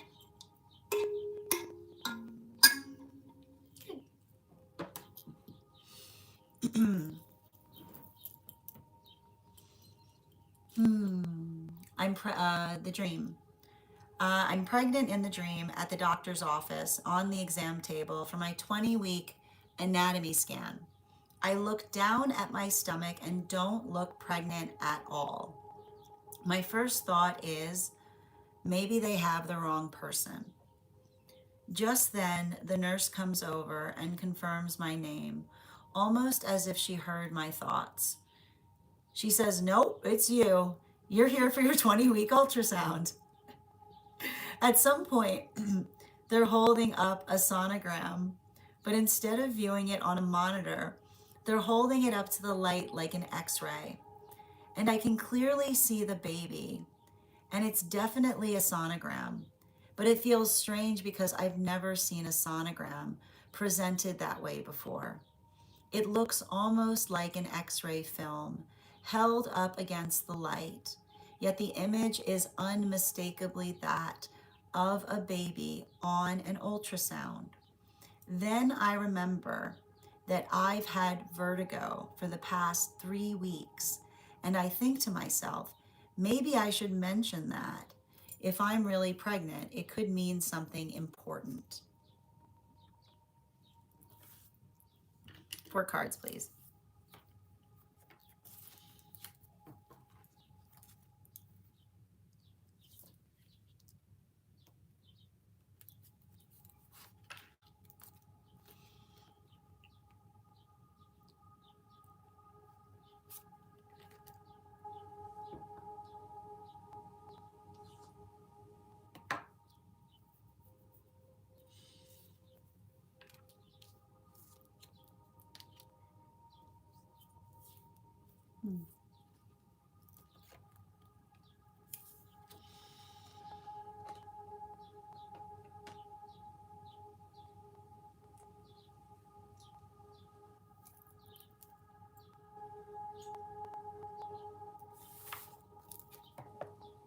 So we're going to hold on to a few important aspects that we're seeing in the dream space here. The first is the connection point to 20. Okay, so we're going to hold on to that to a certain extent because the remember how I articulated that you're currently going through a transitional space, you have to recognize that in the in the dream space, in the dream space, um, often the arrival point into manifestation goals is the identification and the articulation in relationality to what feels um, energetically working into the space of our own energetic preparedness. And what's interesting about that is you're effectively, right, what you're effectively seeing in this dream space is an energetic read from the guides in relationality to you effectively working towards bringing a manifestation goal into reality. And that's the observation of working through, right? You're there, you are not feeling like you're doing anything, right? There you are. There you are, just minding your business, right? Working into the space of doing the best that you can, right? And next thing you know, you find yourself like energetically, like the way the guides see you is you energetically working on that manifestation goal. And I would definitely identify or ask yourself where you were, like where you energetically were 20 months, like 20 months ago, is what I'm getting. 20 months. So just shy of 2 years is what I keep on getting. Because you have to understand that time works different. Time works different in spirit.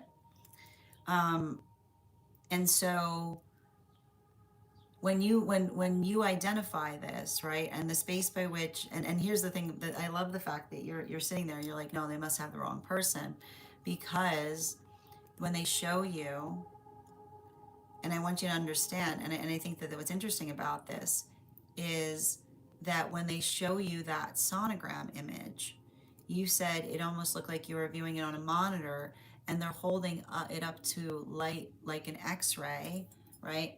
And you can clearly see the energetic child there. And it's definitely a sonogram, but it feels strange because you've never seen a sonogram presented that way before, right?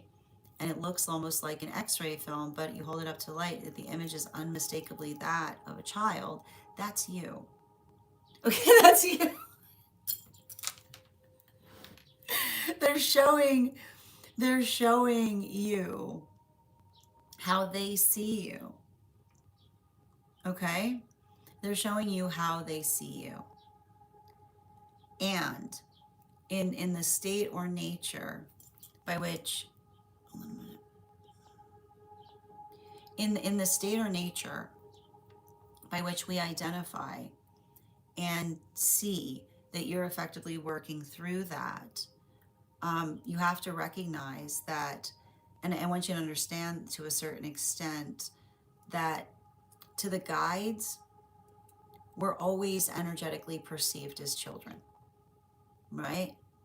And our energetic arrival point is the space by which we effectively work to energetically resolve or heal energetic karma that we've effectively carried through, that we've been working to effectively move into the space of energetic balance.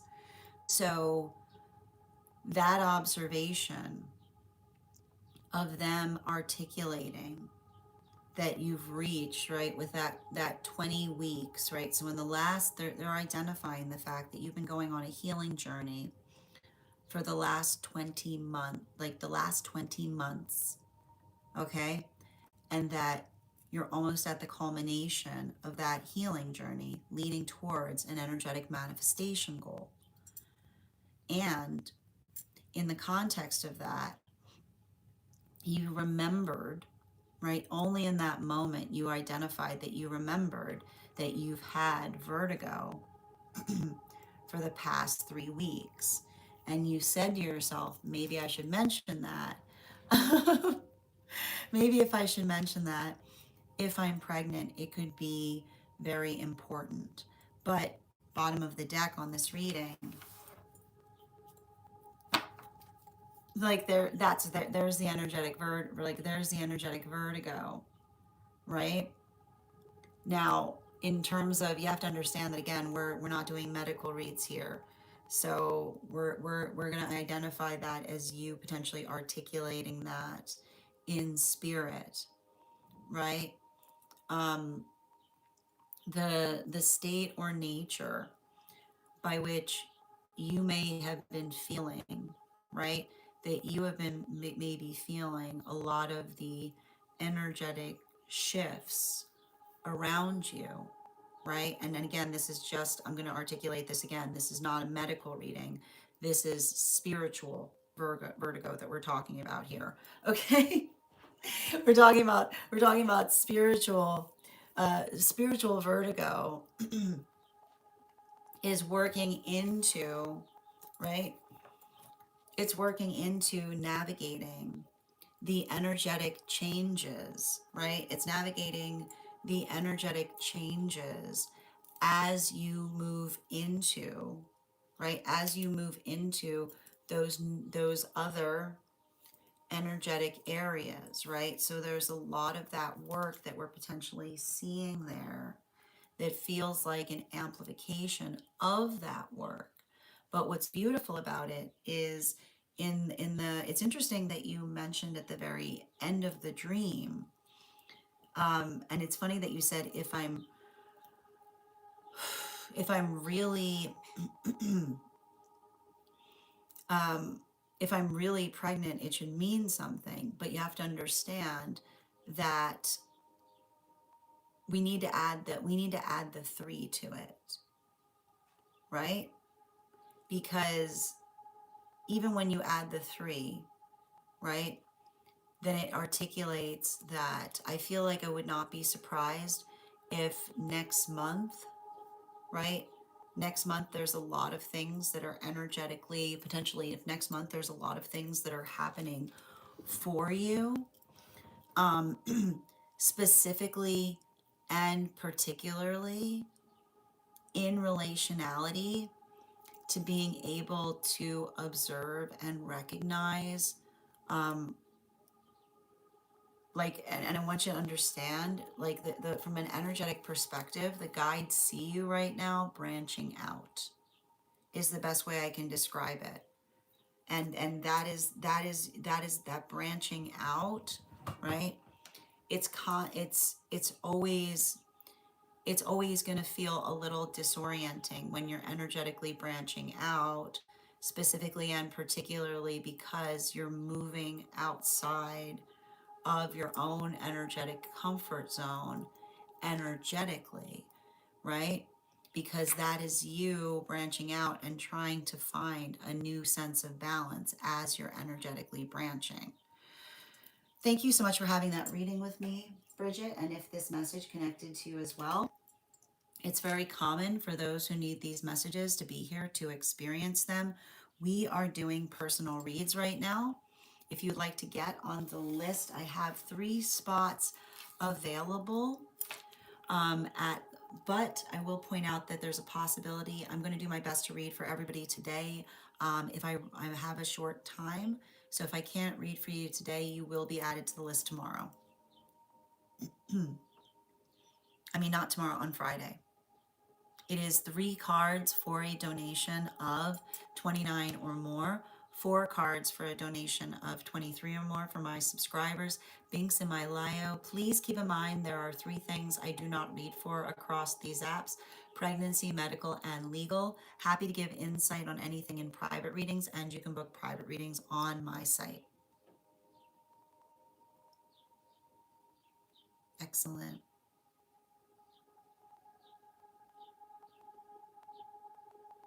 Mm-hmm.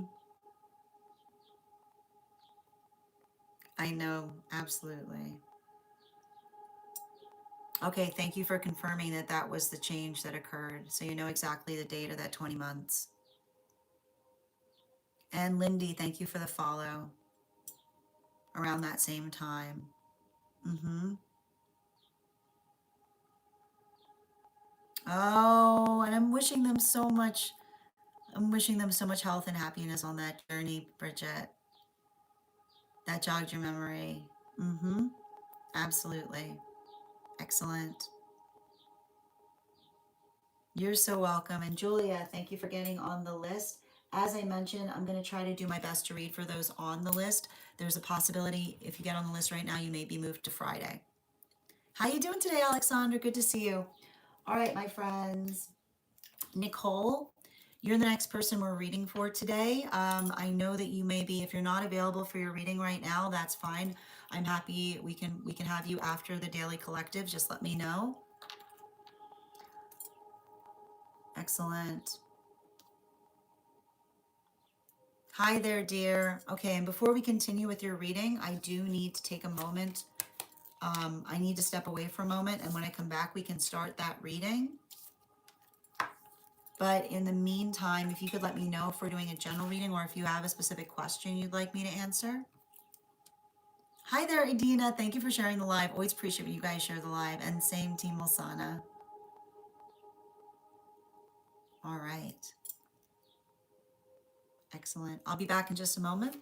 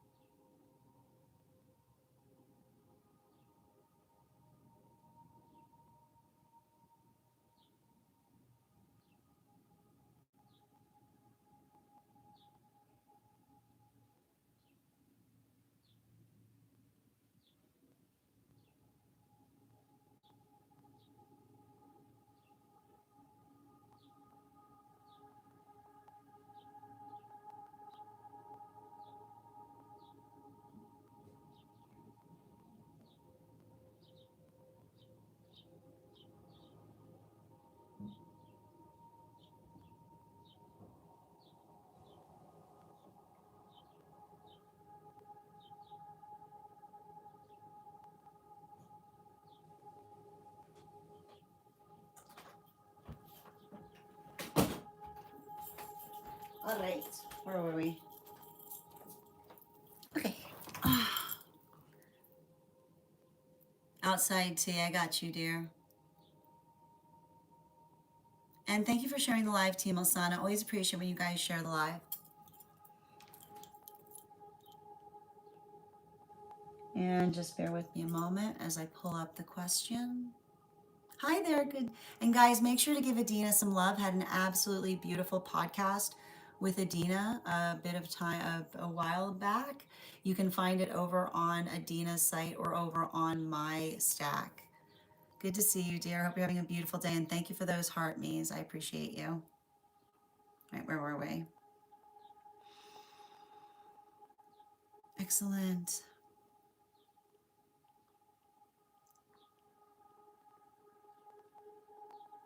Excellent. Where were we?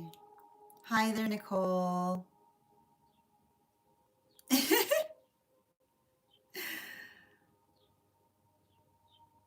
um,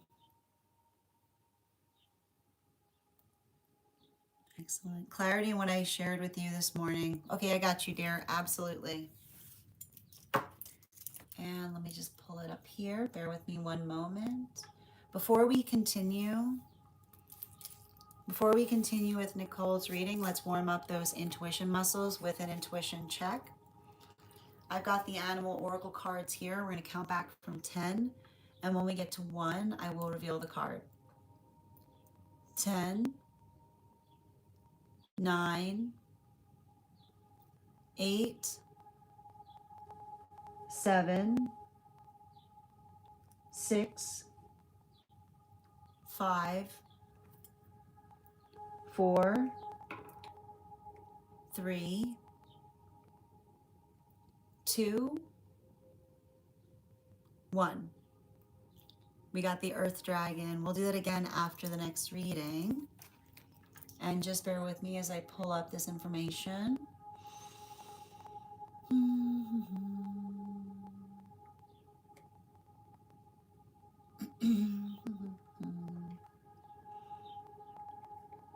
Okay.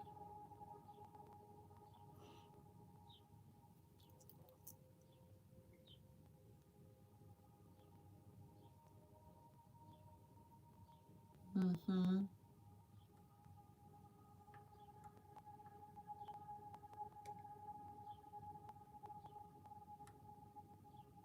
Yeah.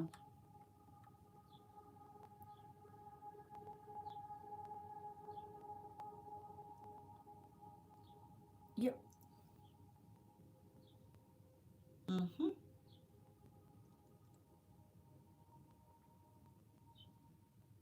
Mm-hmm.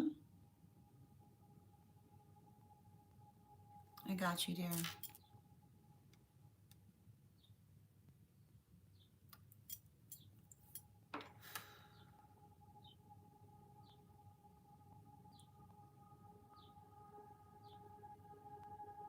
And it's so interesting too, because in the relationality to what you identified, like this is effectively what you're working through here, right? And you're energetically feeling it. And I like the way that you identified it, right? Because I like the fact that you've already articulated a name for it, you know? Like that's what we're gonna start with. Um, and I feel like, yeah, I got the reading. Yeah, and they got this here. Yep. Mm-hmm. Oh, yeah. Can I get the rest, please? Yeah, it's coming through. Yeah, it's like your guides are so tired. I'm sorry. Your guides are like, I have to point out, like, oh God, it's like, just don't mess. Like, you never know who's behind people in spirit, man. You know what I mean? Like, I can never with some energy. I mean, like that, like, but and it's funny too because I'm I'm basically getting like the messages that's coming through is basically the conversation that your guides are having as they're watching someone like try to go out of their way to mess with you, you know. um and here's it, like, it's like, you know what, like literally, and here's the thing about this, right? when you understand when you understand that there are guides assigned, like there are guides assigned to those who are minding their business. Like there's certain guides. What kind of guide are you? I'm the guide that's assigned to minding my business. I mean, like, when you understand the nature of the guides that are assigned to minding my business, when you understand when you understand the nature of the guides assigned to minding my business, right? Because what do you think those guides do? The guides show up. They go, I can't help but notice. I'm sorry. I know it's not none of my business. But here's the thing about it, and this is why these guides are always laughing, okay? Because these guides, you got two guys around you, and this is the nature of the fact that they find themselves protecting you. Because I even looked at you, I'm like, what are you guys doing? And they're like, it's funny story. They're going, funny story. Somebody saw somebody minding their business. And when somebody's doing nothing but simply minding their business, and another person decides to mess with poor little minding my business, you get these type of guys showing up. You get these guys. You get these guys.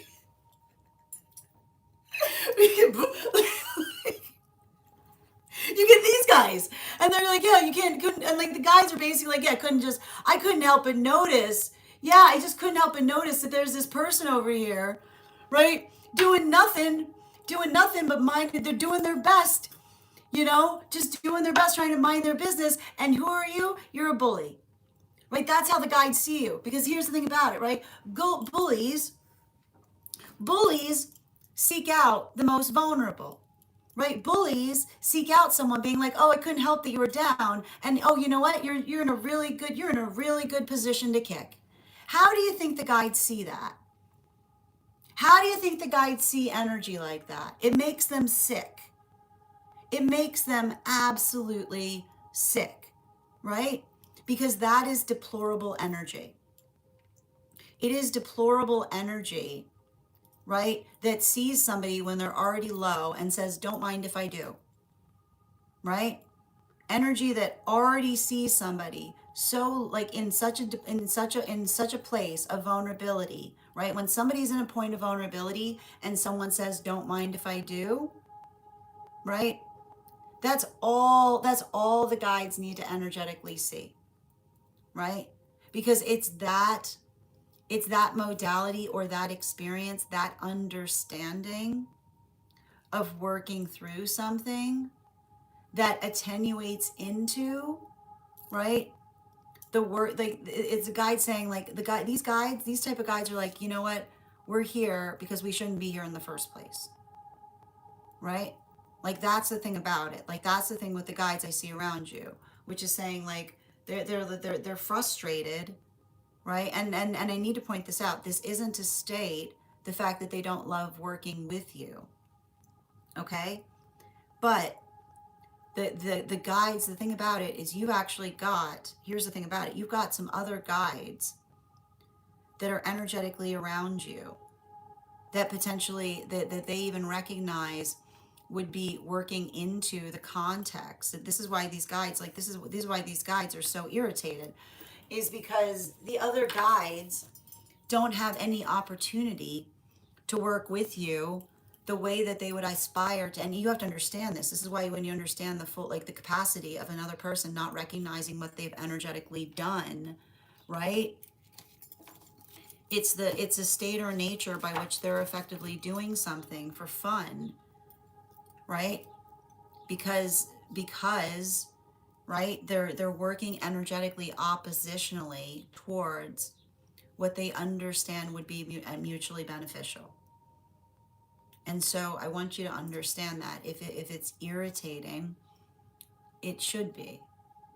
You find it irritating, and I feel like your guides find it heartbreaking, because the observation of the fact, right? The observation of the fact that you've got such powerful guides around you right now is identifying the fact that, like, I even see these two guides saying that they would not be in such close proximity to you if energy around you was doing the right thing, like, they wouldn't be, like, if energy around you was working towards things as well as you are, but like there's a little bit of this energy around you that feels like it's a lass, right? And the reason I keep on hearing, and I want you to understand this, and the quality and condition by which you're probably feeling, right? You're probably feeling a lot of that energy. And the word that keeps on coming through is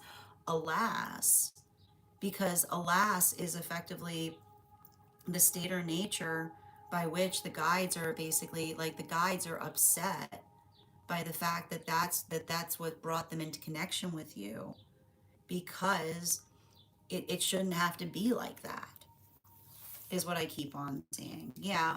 And I want you to understand, they've got your back. You know this. They got your back. They got your front.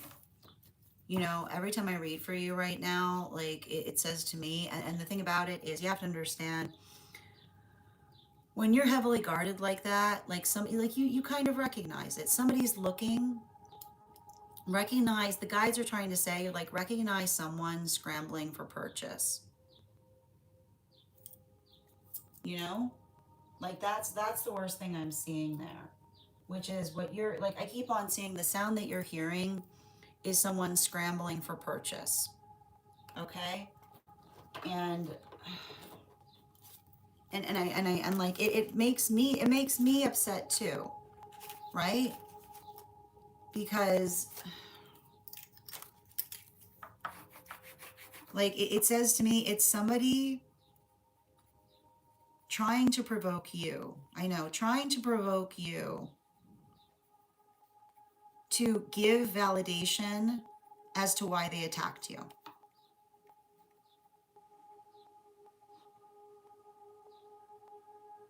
Right?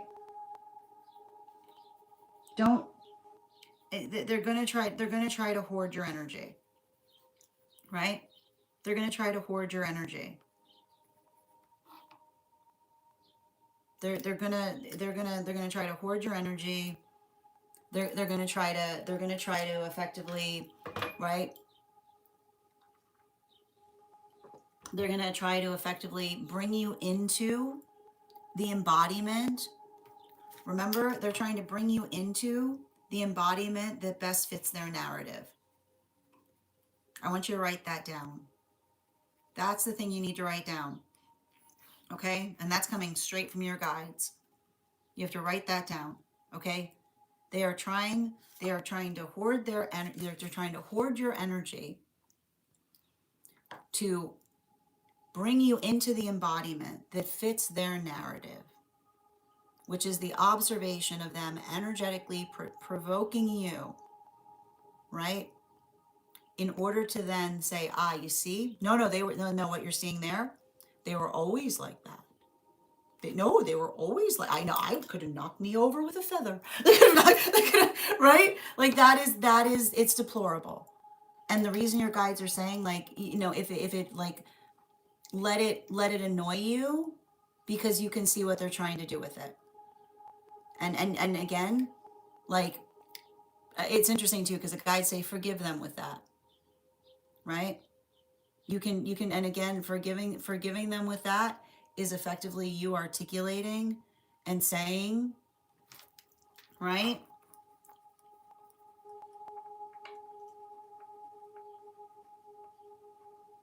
Like that is you effectively identifying and recognizing, right? You can say like they need you. The reason you say forgive them with that goes, I hope they get help with it, right? I truly do, because somebody who would do that is very, very sick indeed. Thank you so much for having that reading with me, Nicole. And if this message connected to you as well, it's very common for those who need these messages to be here to experience them. We are doing personal readings right now. If you would like to get on the list,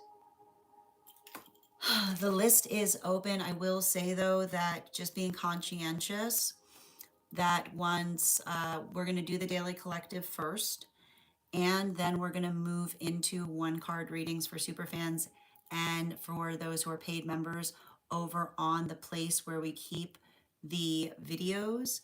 So if you get on the list right now, I'm going to do my best to be able to read for you, but there is a possibility you will be moved to my list for Friday. I'm going to take a moment to read over some of the comments that came through as I was reading. Um, oh my gosh. Bear with me a moment.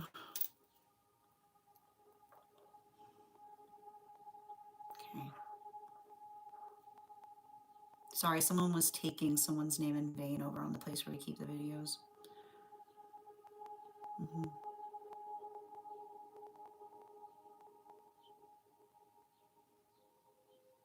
Absolutely. Mm-hmm.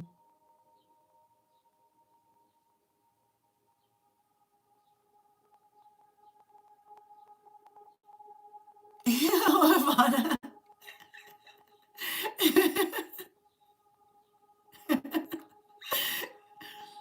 Mm-hmm. Yeah, I'm tired of it too. I'm sure they are. Mm-hmm. Yeah, I'm trying so hard to focus on it. Yeah, no, it was like that. That's, yeah, no, that, like, Nikki, it feels like that because I think yeah, that's the energy that they I glitched hard. Let that serve as confirmation from your guides. Mm-hmm. Thank you for also receiving this message, Illy and Ella.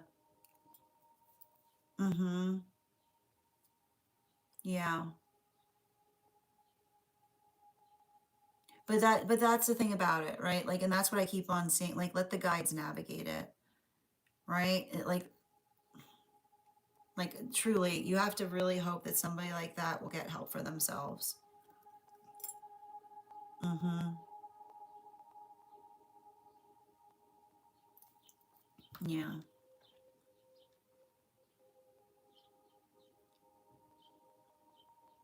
And I want you to understand, right? I don't want you to feel energetically alone, right? You are not alone, right? Recognize energy that's trying to make you feel prone. Yeah, exactly. Yeah, we already had Janae's reading of Nikki. Who's gonna tell Nikki? It's not gonna be me. Who's gonna tell Nikki? Mm-hmm. Yeah, I know. And here's the thing about it, and I feel like the guides are articulating, forgive them because that's a very sick person that you're seeing, right? You have to forget, like that forgiveness is understanding that that is someone that needs help. Yeah.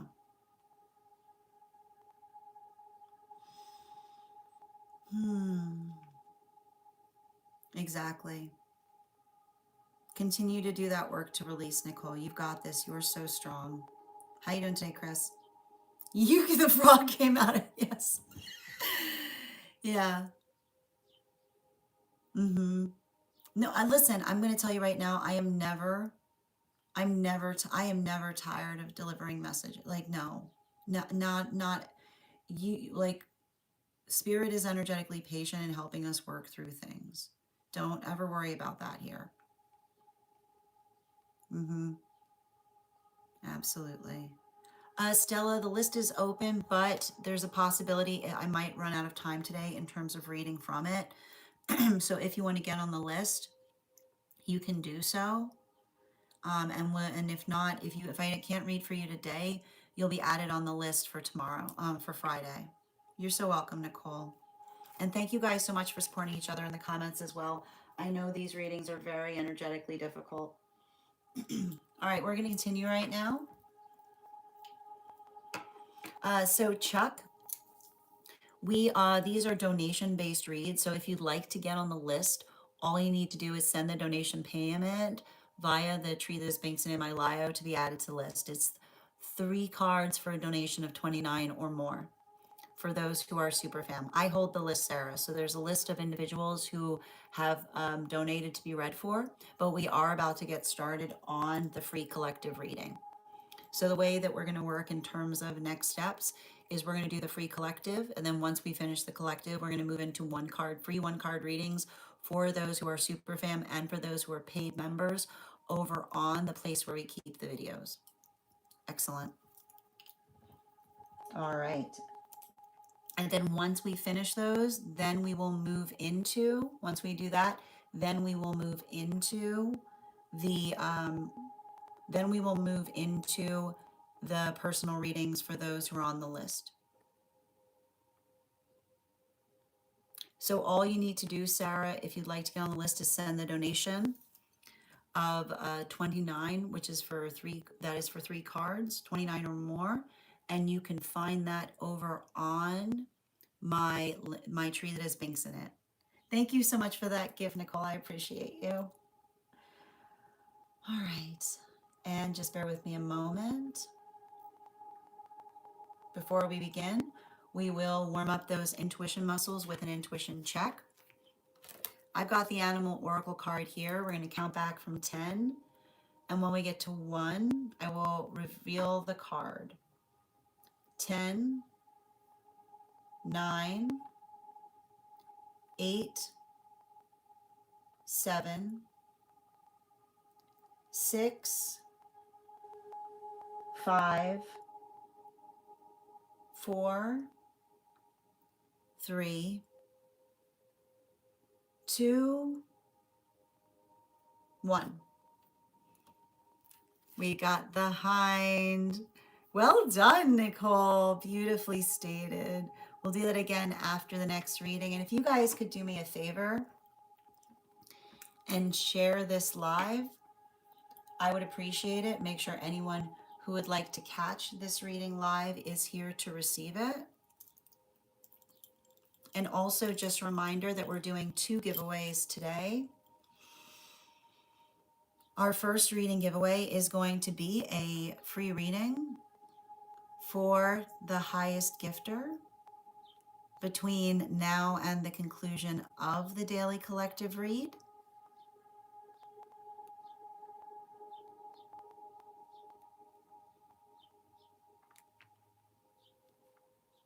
And currently that position is held by Nicole. Thank you so much, Nicole, for all of those beautiful gifts. And the other reading giveaway we're doing today is going to be a reading giveaway for when we get to 50K likes. So I wish you a lot of luck if you're participating in that giveaway as well. And just bear with me a moment.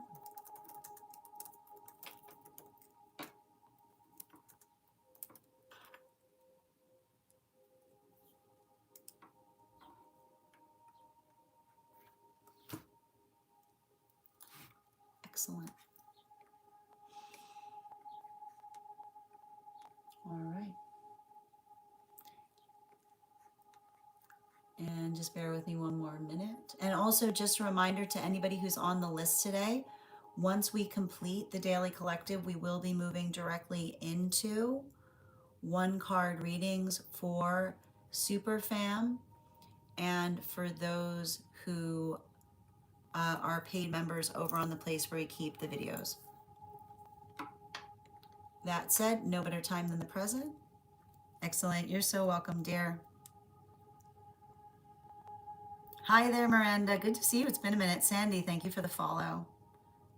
Excellent.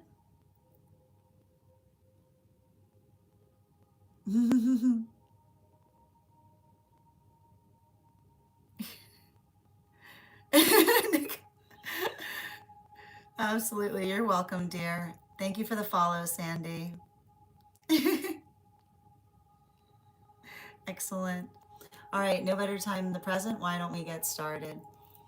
Welcome, everyone. Happy Wednesday. I'm the Grace Strega, and I'm here to give you your daily collective read for today, Wednesday, July 8th, 2026. We are going to be doing tarot astrology today. We're going to going through all of the signs. The first sign that we are effectively reading for today, last time we were on, we effectively went through the signs. We started with Aries, so you know how we are doing it here. We're going to begin our tarot astrology today with, I need to pause the live. It seems like there was an error in the podcast, so we're going to hold for a minute before we begin. Just bear with me a moment so I can resolve that issue.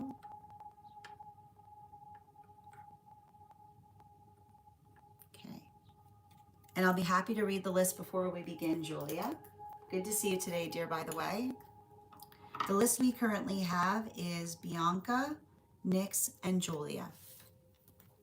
And as I mentioned, Julia, I've been telling anyone who's gotten on the list right now, we're going to do our best to be able to read those who are on the list. I am on a tight time frame today, so there might be that possibility that we need to hold. Okay. And I'm just going to try to start again. Perfect. All right, let's begin this one more time.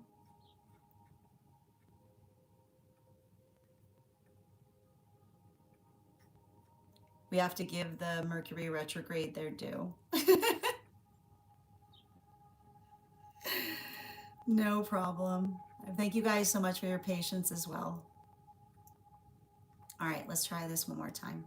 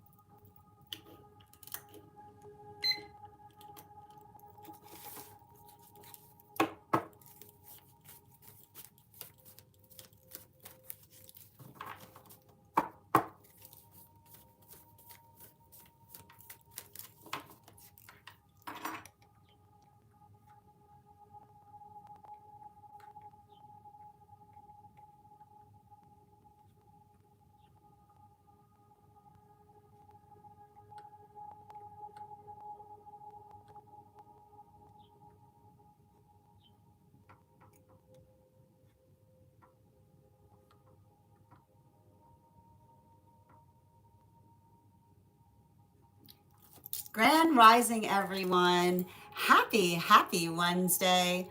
I'm the Grace Strega, and I'm here to give you your daily collective read for today, Wednesday, July 8th, 2026. We are going to be starting our tarot astrology today. We'll be utilizing and reading for all of the signs. The first sign that we are effectively going to be reading for today are going to be is going to be Pisces. Pisces, sun, moon, and rising. Can I get 3 cards, please? What do you have coming up in the horizon? 3 cards for Pisces right now.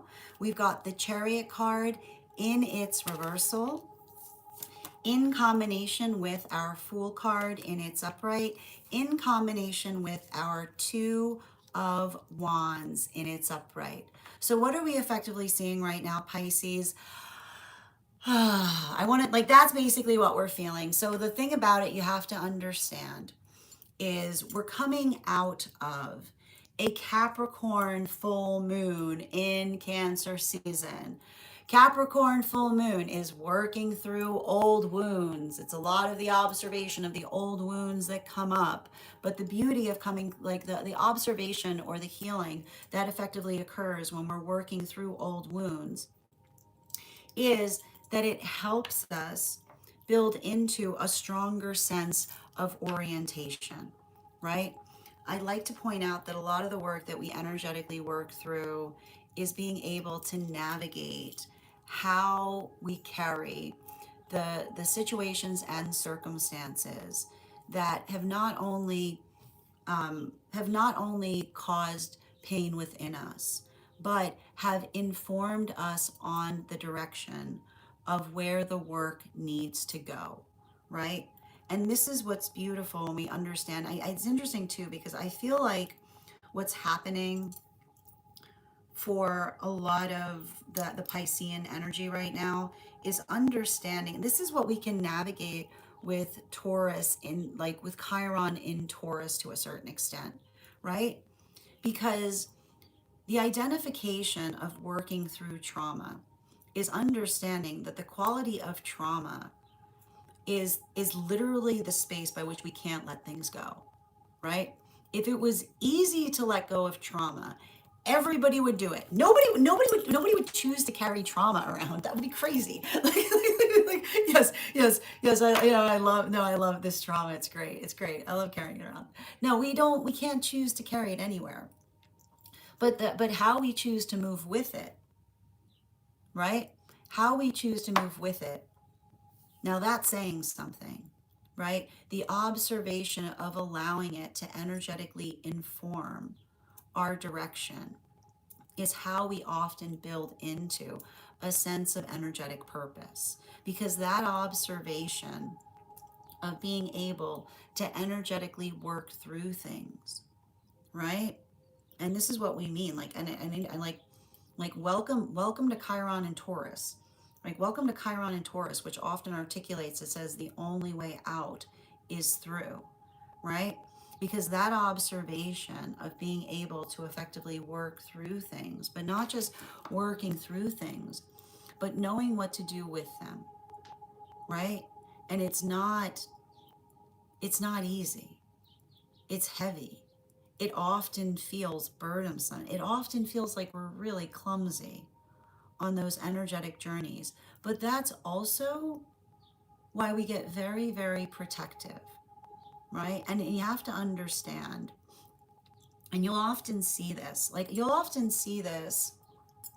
with those who carry Pisces placements, which is like, and again, as soon as I started to read for you, I felt like this need of having to like energetically breathe a lot, because you know what can often happen with energy like this is past memories can just feel like they come up from they come out of nowhere, right? They come out of nowhere, like, oh no, there's that past memory, right? But it can help us, right? It often helps us be able to effectively work through something energetically, directively, because it helps us to It helps us to identify and recognize the it helps us to identify and recognize the full force of our own energetic intention.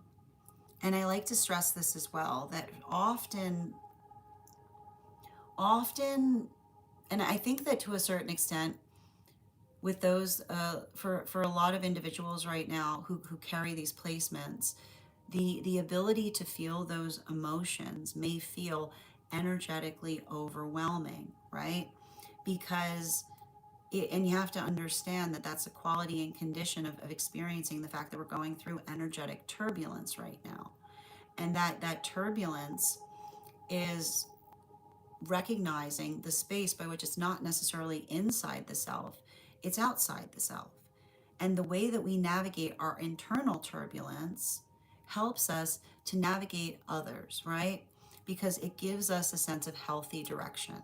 So I want you to effectively make, like, that's the best thing I can say for those with Piscean placements right now, right?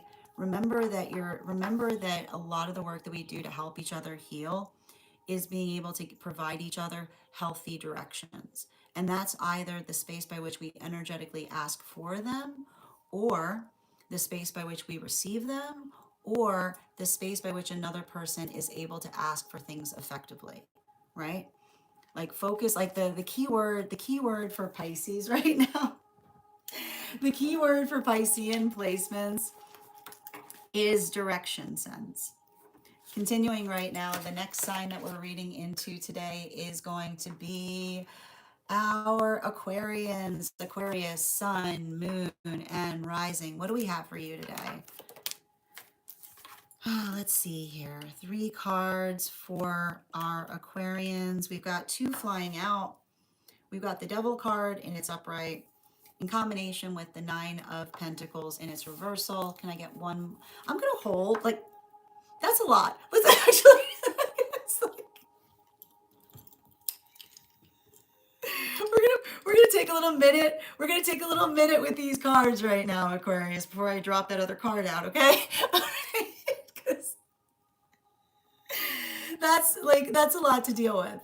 But here's the thing we're seeing right now in relationality to those with Aquarian placements is um, the one thing I'm seeing right now for those with Aquarian placements is I feel like for a lot of Aquarian placements right now, this whole year for Aquarian placements is having to navigate the fact that Pluto has shifted into your house. Okay. And the thing is, I like to point this out, like, and it's like, the thing with let's just talk about it. Okay. It's like and the thing, let's how do I describe this for Aquarian placements? The thing that we often see with those with Aquarian, like, and I feel like this to be like Aquarians. It's interesting because it feels very connected. We need to talk about the connectivity point that often happens between, like, and we're going to get into this, like talking into the space between the connection point between Aquarian energy and Capricorn energy. All right. Because you have to understand, and this is often, I'll tell you right now, this is often why, right? Like, if you ever see like an Aquarian and a Capricorn giving each other the side eye, like, it's like, this is why, because I'm going to put it like this for Aquarians. It's understanding that the work to bring dreams into reality can often feel messy, right? Like, you have to understand the quality and condition by which reality is not here to ruin one's dreams, right? That when you think about the fact that reality is there to effectively collaborate with one in building into the dreams, then you understand that a lot of that work that one is able to effectively do, right, is being able to navigate, like, it's working into the context of either helping others see, like when another person, when it feels like another person does not, is doing something in a way that bothers the self, give them some vision, right? Because because here's the thing about it. Vision, right? Vision is free. Vision is free. And the more that and more the more that we're able to relate to others what our energetic vision is, the more that that vision is able to be achieved, right? Because often, like this is often what happens in the space, and I feel like this is you. I feel like this is either Aquarians explaining this to another, right? Like either explaining this to another or working this through within the self, right? Because and that's why I was seeing right now, particularly in relationality to a lot of that work. Um, bottom of the deck, I just yeah. You know, and I like to point this out because here's the thing. Like I know like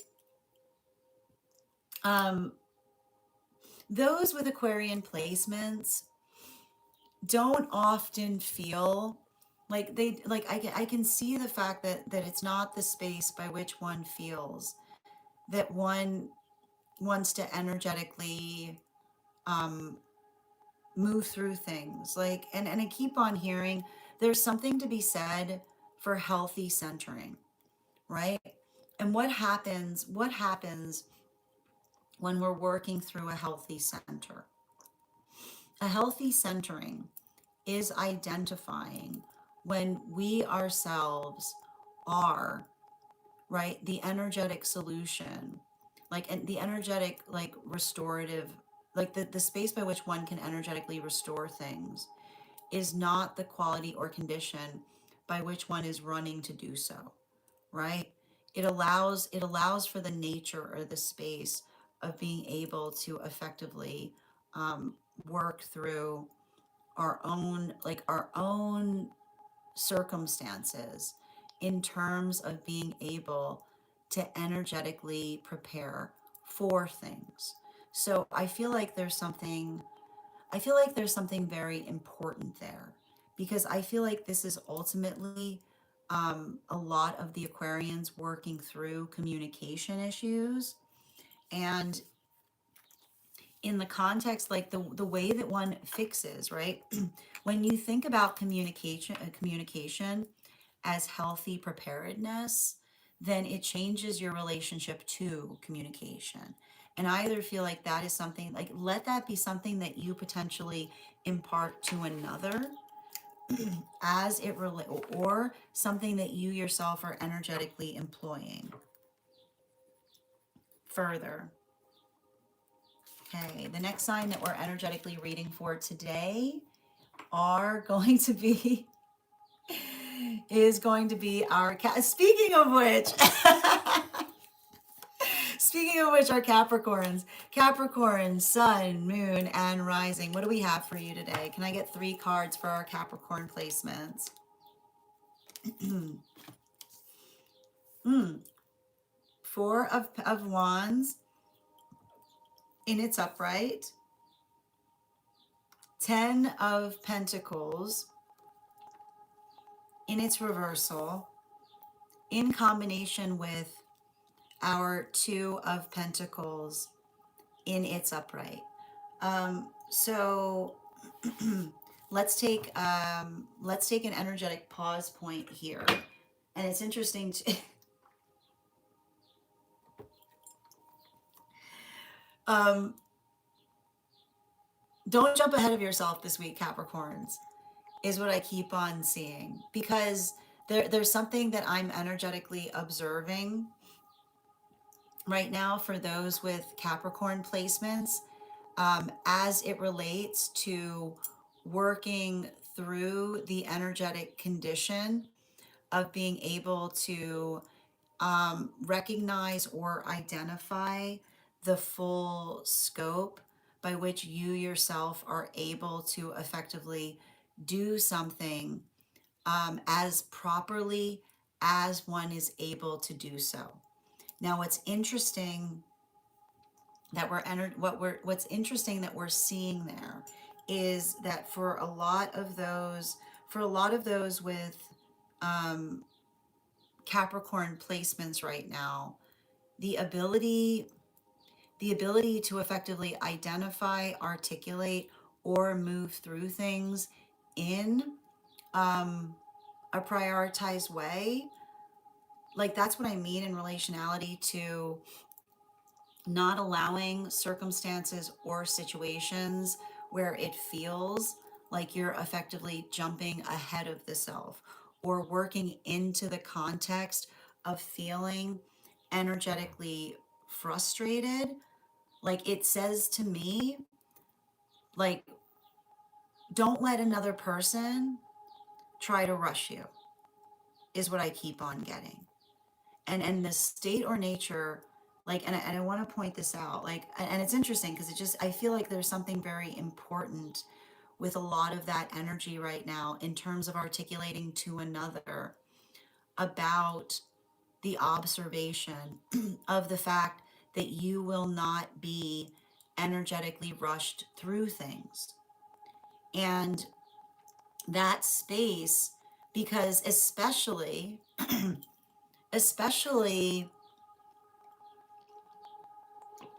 especially if there's something there that you've been working on, is what I keep on seeing. That observation or that identification point in terms of being able to navigate situations effectively is right. And I keep on saying, like, don't let somebody fluster you, right? The sound of someone intentionally trying to fluster you is the sound of someone that tries to say, hurry it up. Just observe it as the flustering, is what I keep on seeing, right? Observe it as the flustering. Bottom of the deck. Yeah.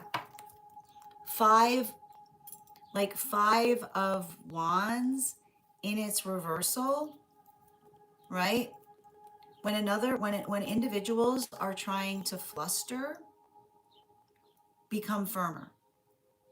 When individuals are trying to fluster, that's when you become firm. And the observation, and this is often like, I don't know why someone would ever try to do this to a Capricorn. I really don't. Because you have to understand that for those with Capricorn placements, right?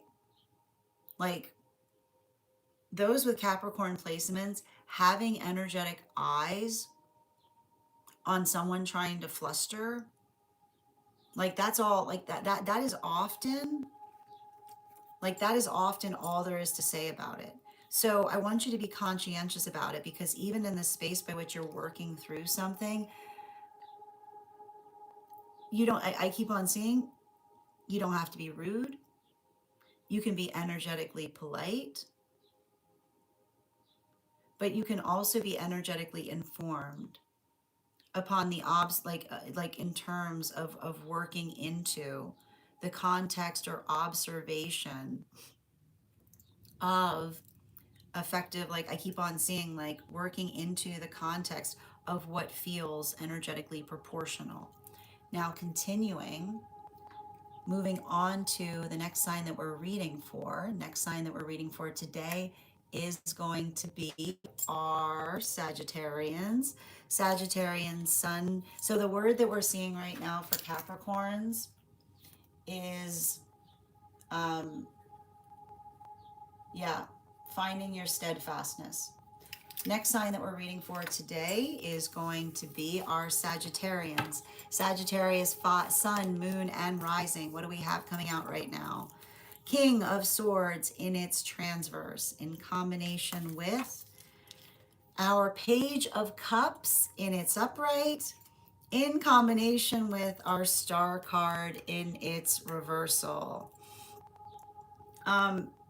This is a lot of this is a lot of energy as it relates to individuals here, Sagittarians. So what I'm effectively seeing for those with Sagittarian placements right now is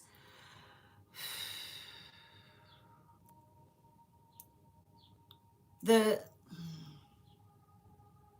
how do I describe this? Um,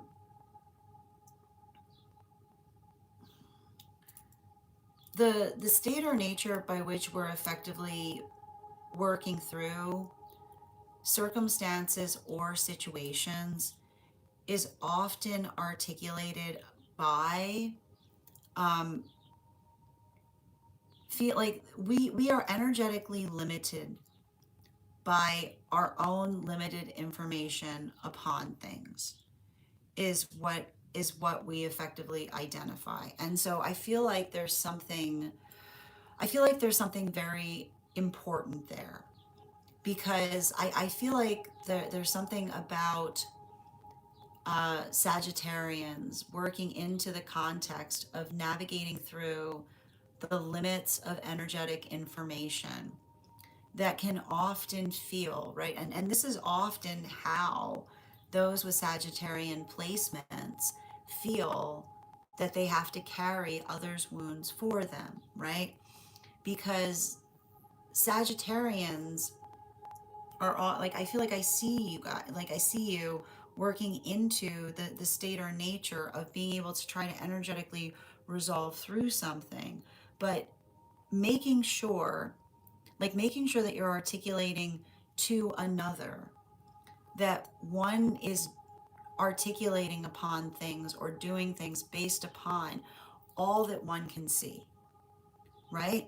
And this is why we say that in the space by which our perception of things is always limited, right? Then it often feels, right? I feel like this is almost Sagittarians' conversations articulating upon the ability of trying to energetically understand, right? Like, I feel like there's a lot of that, like, and it's interesting too, because I'm almost seeing like the ability of effectively, like the context or the situation of saying we can only work through things if cards are on the table, right? No pun intended in relationality to that, like absolutely no pun intended in relationality to observing that the best we can do is navigate circumstances or situations by which our cards are effectively on the table, because the more cards that are on the table, the more that we're energetically stable, right? So I feel like that's often, right? I wouldn't be surprised right now if there are situations and circumstances by which like Sagittarians are working through something, because it's the observation of understanding how easy it can be when we're working from that perspective upon things. Bottom of the deck on this reading for Sagittarians right now is um the 10, like there it is, like that's what we effectively, like I like to point, like this is for me when I often see like the 10 of Pentacles in its reversal. Like the 10 of Pentacles to me is always like considering like the space by which we're able to see something with full clarity, and the observation of being able to work through things is the understanding, right? It's the understanding and the refinement point in relationality to being able to receive another's view, right? And the identification point by which you should be receiving the same amount of compassion that you are energetically delivering in circumstances or situations by which you're doing your best to try to bring improvement, is what I keep on seeing. So make sure that you are identifying make sure that you're working into the context of the room for improvement, because and I feel like that's not only a journey in terms of you working into the space of improving upon like what one is trying to do, but also the room for improvement is literally where everything is possible, right? And if others aren't able to articulate that, then that's not your failure. That's energetically theirs, right? So making sure that you're having compassion in relationality to the fact that situations should not require perfection from you. They should just require compassion. Continuing to get clarification, continuing through these cards right now. The next sign that we're reading for today are scorpionic energy. Scorpio, sun, moon, and rising. What do we have coming through right now? Three cards, please. We've got the Six of Swords in its upright, the Ace of Swords in its upright, and the Six of Cups in its upright. So what are we energetically seeing right now for our Scorpios? There's a lot of swords here. There's a lot of swords I'm seeing right now. But here's the thing about it. Scorpio, I like, you don't like Scorpios, like, don't mind. Like, I want to point this out. You know, and this often happens with scorpionic energy. Like Scorpio, you know, there's something to be said for giving the there's something to be said for giving um the view the view of others of you being unassuming, right? And that's often what you know. Like you have to understand that this is why, like, here's the thing about it. This is why scorpionic energy often does not bother to effectively adjust or change when another person has the wrong perception of them, right? Because another person's faulty perception tells one everything that one needs to know about the state or nature of another person's internal work, right? Like that has nothing, like here's the thing about it, that's got nothing to do with you, Scorpio. That has nothing to do with you. Everything. That has everything to do with them. And that's why you'll often like that, and this is why you'll often see, right? Like when Scorpio, like Scorpio energy, you know this, when somebody's got the wrong impression of you, right? Like Scorpios invented the let them, right? Because it's because where another person sees let them, Scorpios see how could you, right? It's like it's working into the context of understanding, right? It's working into the context of understanding that when we care about one another, we work through things in such a way that, and you'll often notice this with Scorpio energy. Scorpio energy keeps close to them, right? Scorpio energy keeps close to them. The type of energy where you could where someone could have someone could have a blade to someone's neck and be like, you know what I mean? Like this is what we do. Like when Scorpios have besties, you know what I mean? When Scorpios have the nature of Scorpio besties, okay, is just like you. And here's the thing about it. And this is the thing with Scorpios, which is like, and this is and Scorpio, you know this. You don't test besties, right?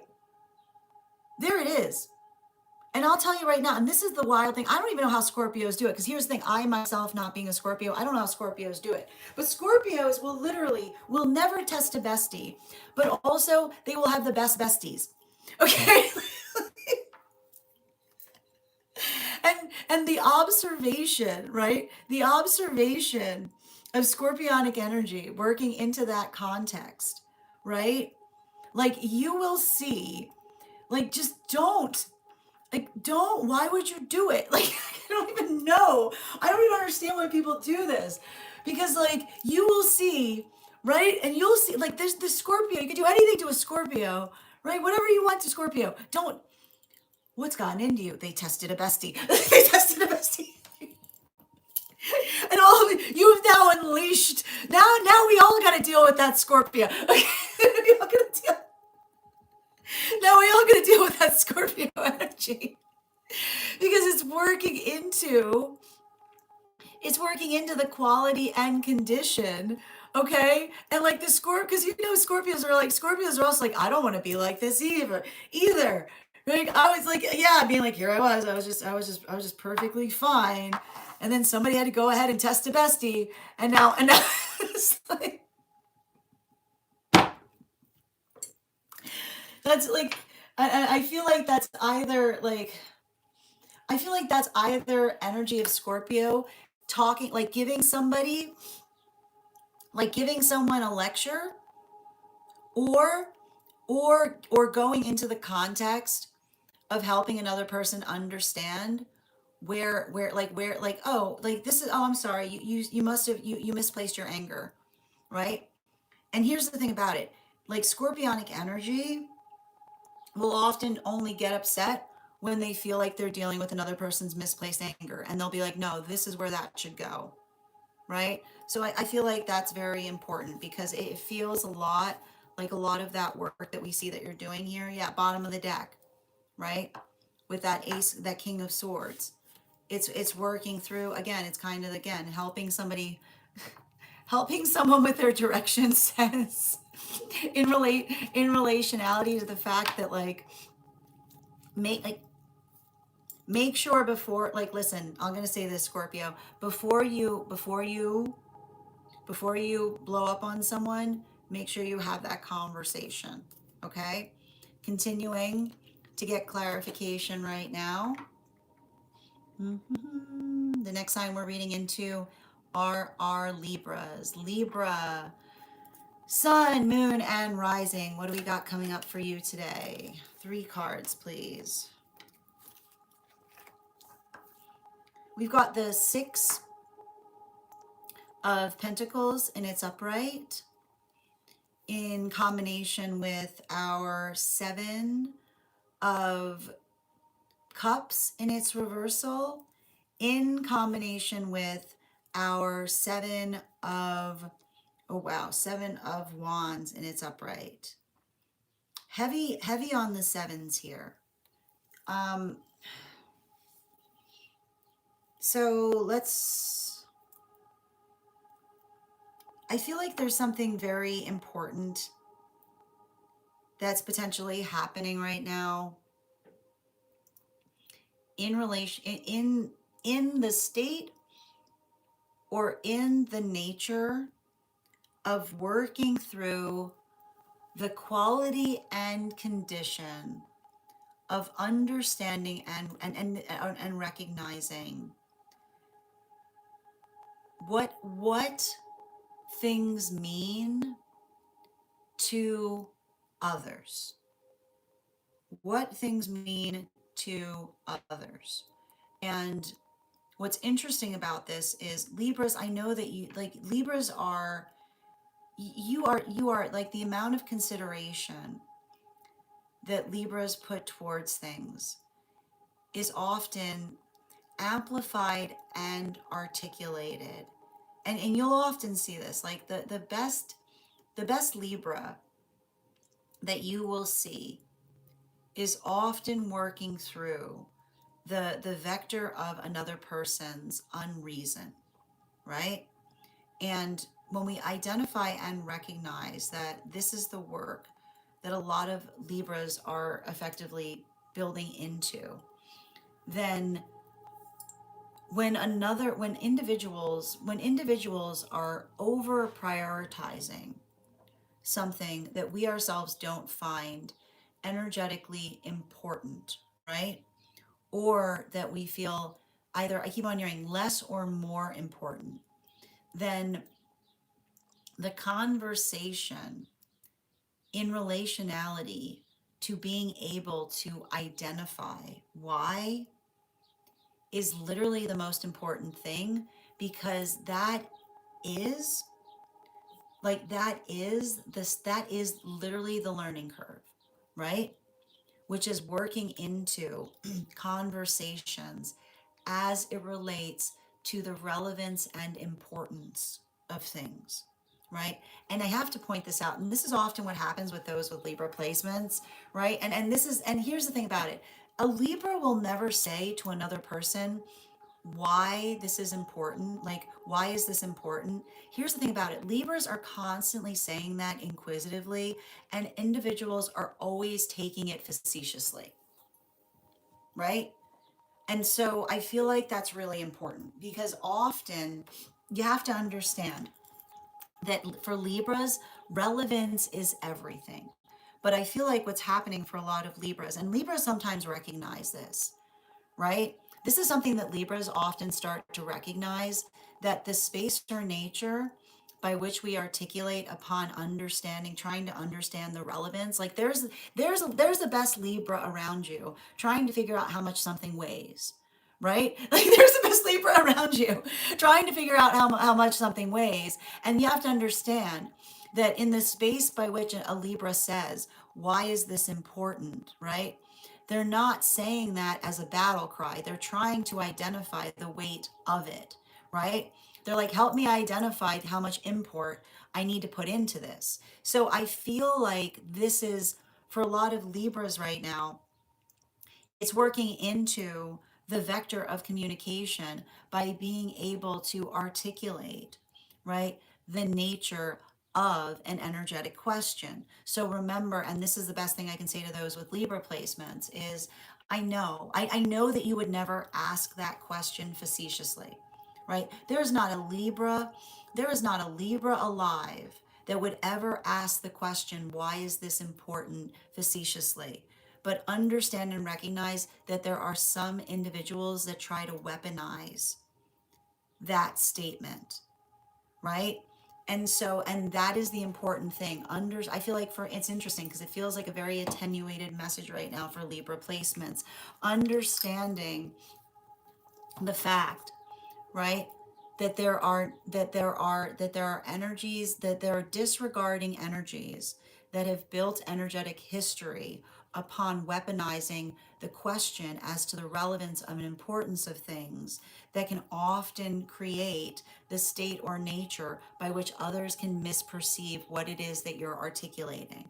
So make sure that you say, right, the understanding is add the assistance point, right? Then instead of articulating, and this is something I feel like this is either Libras, you're giving this to others, or you're working through or articulating to through the self, in terms of inner child healing.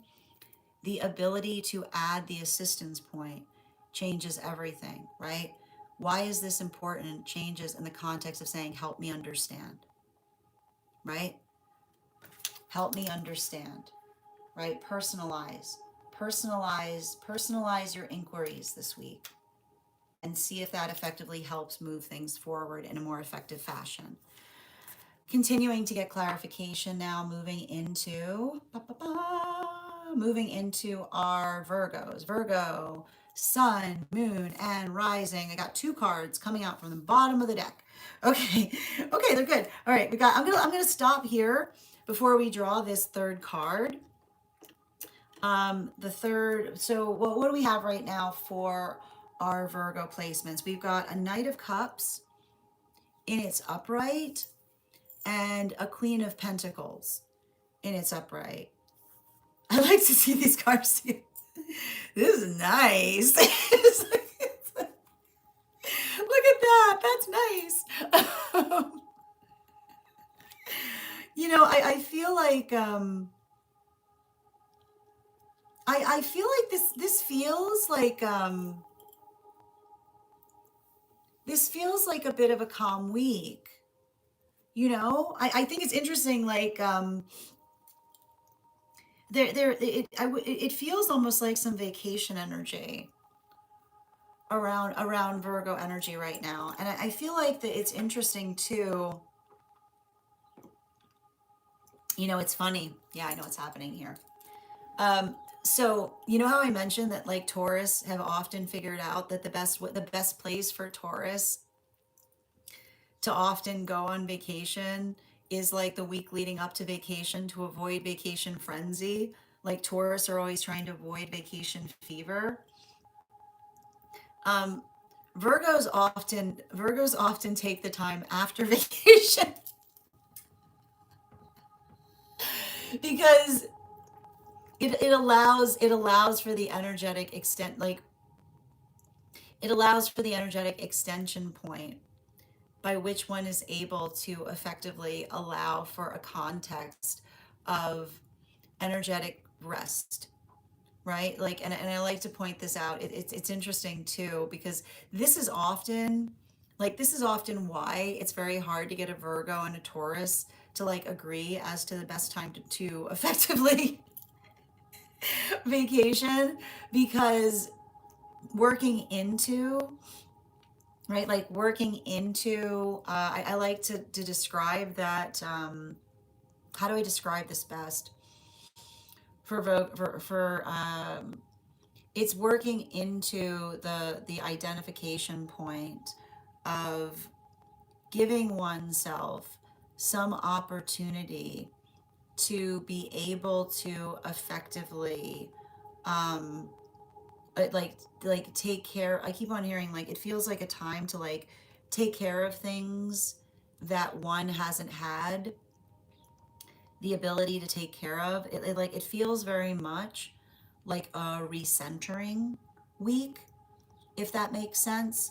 And I just keep on seeing that something about that recentering feels energetically important, specifically and particularly as it relates to something that one you yourself are effectively try like either working upon or cultivating. It feels like, I like to point out, it feels a little bit like a working vacation, if it will.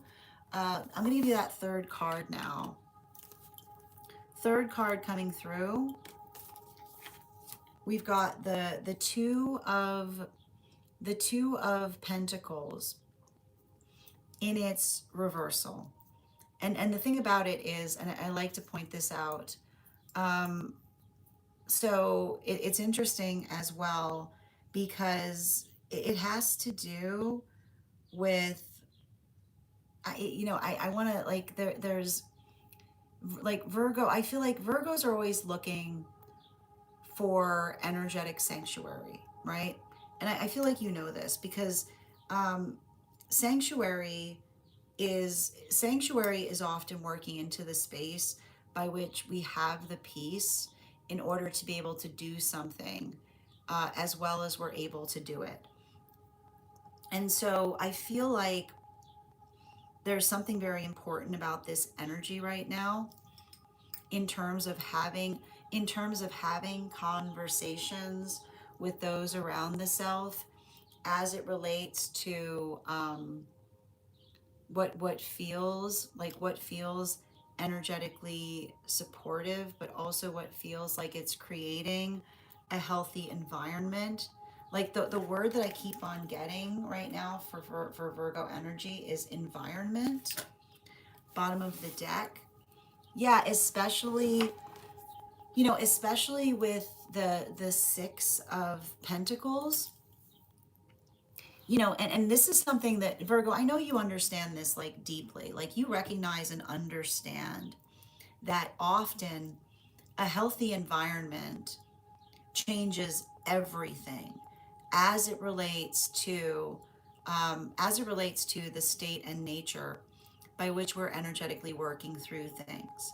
And even in the context by which one is able to effectively articulate that. And I always appreciate those with Virgo placements in the context of being able to understand that when we are being energetically articulate in terms of identifying what we need, the ability for others to deliver it, like that's not being needy. right? That is the sound of articulating so that one's needs can be energetically met.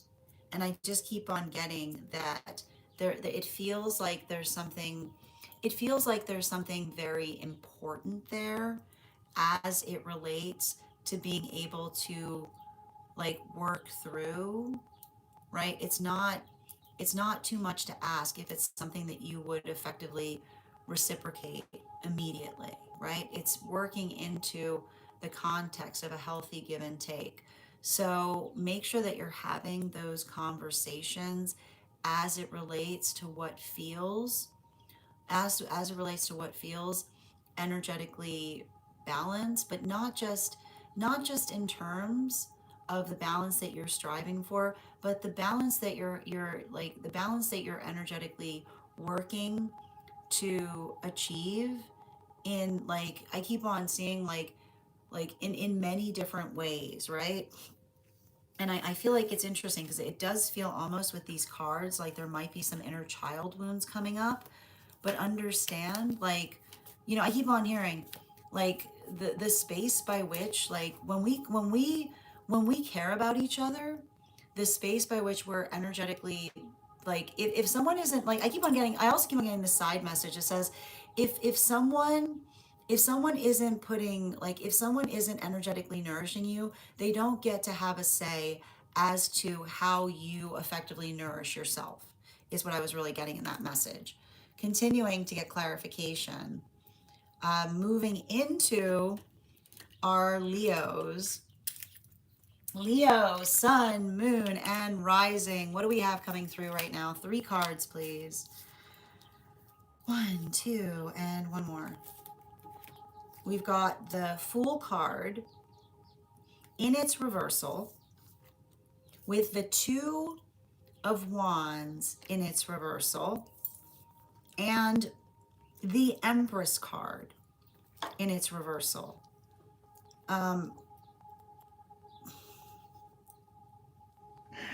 The thing about it is, I feel like, how do I explain? Oh my goodness, these cards for Leo. Let me walk you through it. The thing of,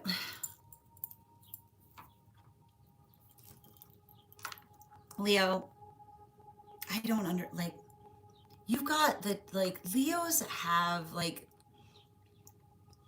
have the toughest skin. Okay. Like, the thing is, like the thing about it, you have to understand that, and this is what this is the thing about it. I don't understand why energy tries to get under, like, I don't understand why energy, why does any energy try to get under a Leo's skin? It's like, you can't do it. Okay.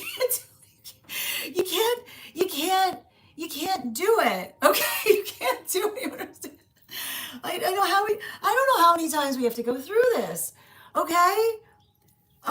Like, it's you don't understand, like, I it's and the thing about it is, and the thing that's wild about it is, like, there's the best Leo, or, like, there's the best Leo, and Leos will literally, like, have you ever seen 2 Leos talk? Like, Leos will be like, what is that? Oh, that's just somebody trying to get under my skin. Like, it's just like, what is that? What is that? Like, it's just, oh, it's somebody trying to get under my skin. Like, it's just like, what was that? Like, it's just somebody trying to get under my skin. It's like that's what, like, it's just, you can't do it. Why? It's like, I don't know why. Because, and I need to point out, you have to understand, if someone's trying to get under your skin, Leo, and this is why, and here's the thing about it, okay? This is why Leos will literally sit there and navigate things getting under their skin. It's not polite. It's not polite, is it? It's not polite. Where are your manners, right? Who raised you, right? Like that's what like that's these are the things that are going on in a Leo's head, right? These are the things that are going on in a Leo's head as someone is trying to get under a Leo skin, right? And and others will be like, "Why don't you do something about it?" And Leo's being like, right? Because you understand the quality and condition by which if someone isn't energetically acting right, right? Then you understand that that is literally like that's why Leos look at someone and say, "Who raised you?" Right? Because bad behavior does not warrant attention, but that's all bad behavior requests, right? The observation of understanding that. And that's the thing about it. And you have to understand the like Leo energy, it breaks their heart, right? Because Leos have compassion for everything except, right? Except for energy that thinks it's okay to try to get under another person's skin. Because that is the space or place by which you understand that that is the navigation point of allowing another's wound, right? Wounding another person because you haven't addressed your wounds, right? That is often the space or nature by which this is the articulation by which the energy effectively feels, right? Like that is why energy often doesn't speak to somebody because once they recognize the ability of another person to try to weaponize their wounds to hurt another person, right? That there's no conversation to be had, right? There's what else is there to talk about, right? Because it's the observation of the Leo looking at something with a sense, right? With a sense of energetic sadness, with a sense of energetic disappointment, with a sense of understanding that when we're in a space of honor, right? When we're in a space of honor, we would like one doesn't like one does not conduct oneself in the space by which you're trying to get under another's skin. That's there's no honor there, right? That's all there is. That's all there is to a Leo.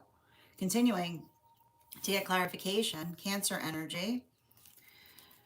I've got two cards out right now. One is already out, and the other is interesting too because this card actually came out as I was doing the Leo reading. Hold on, I need to write this down. All right, for Cancerian energy, we've got the Page of Swords in its reversal in combination with our Fool card in its reversal. And I feel like what I'm seeing right now for a lot of Cancerian energy is, I'm going to tell you right now, it's a sentimental period, right? There's a lot of energetic sentiment that we're potentially seeing that is arriving there, particularly as it relates to Cancerian placements. I feel like it's interesting too, because you have to understand, it's always wild to me because like we come out of Gemini season, and Gemini is like when it's Gemini season, like you will see like Gemini is often like I like to point out like Geminis like to like paint the walls with their season. Cancers, right? Sometimes Cancerian energy, when it's your season, nobody knows where you are, right? Like where'd they go, right? Because it's a sacred time, right? And you often see this, like Cancerians often take the passing as time in from a sacral perspective, right? And it's not necessarily the type of thing by which, right? And you'll often like this is why like Cancerian energy sometimes eschews or moves away from like big things when it comes to their season because they're feeling very energetically vulnerable, right? The observation of working into a modality of contemplation, and I want you to make sure that you're articulating that to others, right? I feel like like sometimes you need to like, and I want to point this out. If somebody's trying to make a big to do in a way that doesn't feel aligned to you, all you need to say to them is, This is a very sacred time for me, right? And when you identify the fact that something is sacred, then you help another person. Then another person says, how would you like to navigate that time sacredly? Which is the observation or the recognition of being able to identify or articulate upon the state or nature by which one is working through something so that another person understands the quality by which you energetically receive it. The third card we see there. Yeah, hangman. Hangman in its reversal. And I need to point this out. This is why, like, I feel like I need to point this out. Like, Cancerian energy does not like, this Cancerian energy, you're not a big fan of surprises, right? Because it doesn't like, especially when you're going through the nature of working through things. And the hard part about it is, and I feel like I need to stress this. I feel so like, here's the thing, like the thing that's so funny about it is like there's Cancerian energy tucked between Gemini and Leo, right? And like Gemini is like surprise, surprise, surprise. Right? There's Gemini going surprise, surprise, surprise. And then there's Leo, who is always like, you shouldn't have, right? Which is like, it's like all of the space by which the energy, it's like when they were distributing the away, it's like when they were distributing the way to receive surprises, it's like, it almost feels like a lot of it went to Gemini, a bit of it went to Leo, and then Cancer's like, what, like, Cancer's like, where's my portion of how to navigate surprises? And, there's like, like, so the ability to make others aware that that's how you feel about things can often help others understand that, like, when you articulate, like when Cancers say they don't like surprises, they mean it. Okay, they mean like when you say it, you're saying like seriously, like no, like please, like make sure that you're, and you utilize the word, see if utilizing the word sacred helps with that to a certain extent, okay?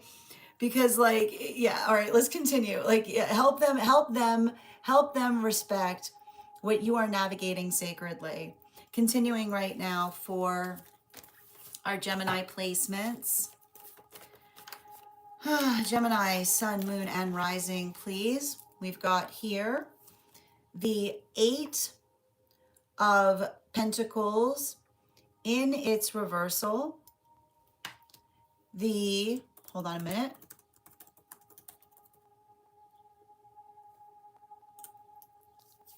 The Eight of Cups in its upright, and the Page of Pentacles in its reversal.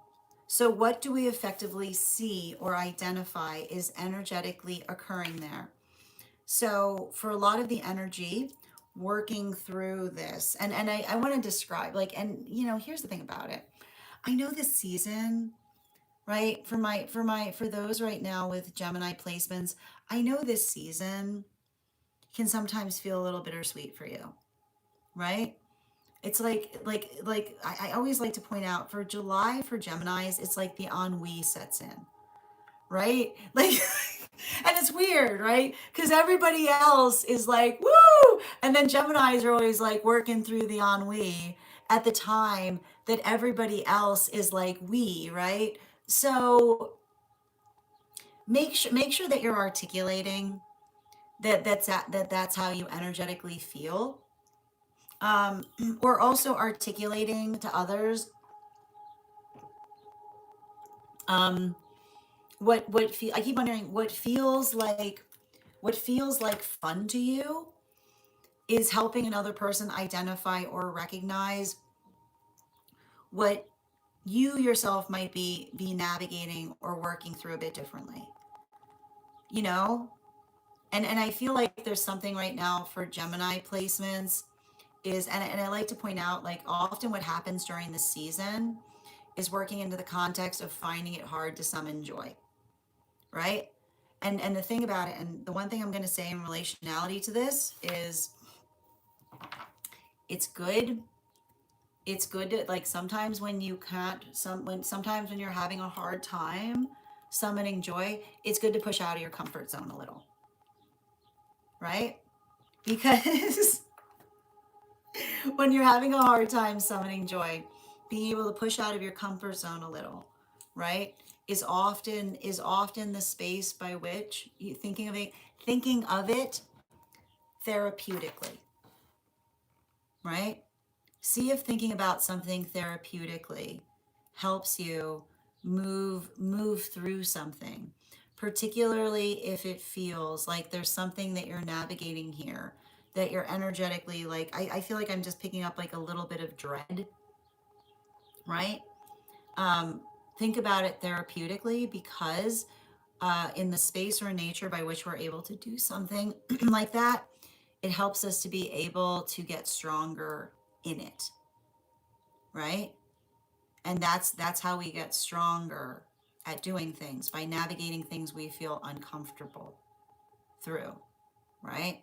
Let that effectively fortify you, particularly as it relates to like working through something that makes you feel vulnerable, either to talk about or communicate. Continuing to get clarification. Next sign that we're reading for today is our Taurus. Taurus, sun, moon, and rising. What do we got here? Oh, hold on. One card's on the floor. I gotta get it. Okay. We've got the Page of Pentacles in its transverse. Two more, please.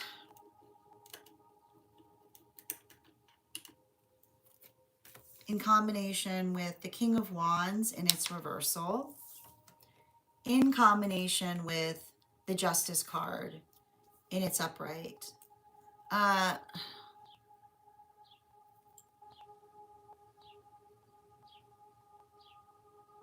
yeah, like the what's interesting.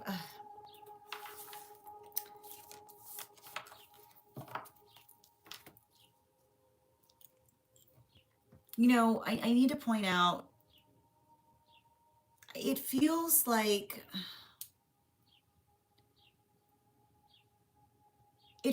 having a conversation with someone about putting when we care about each other, we don't put each other in uncomfortable situations. Is all I keep on getting. You know? And I feel like there's something really important there, that I see some kind of energy navigating, specifically and particularly in understanding, like, and I want you to understand, right? In some contexts, we can't, like, when another person inadvertently puts us in an uncomfortable situation, that's then being able to provide another person with the information about it is how we avoid it occurring again, right?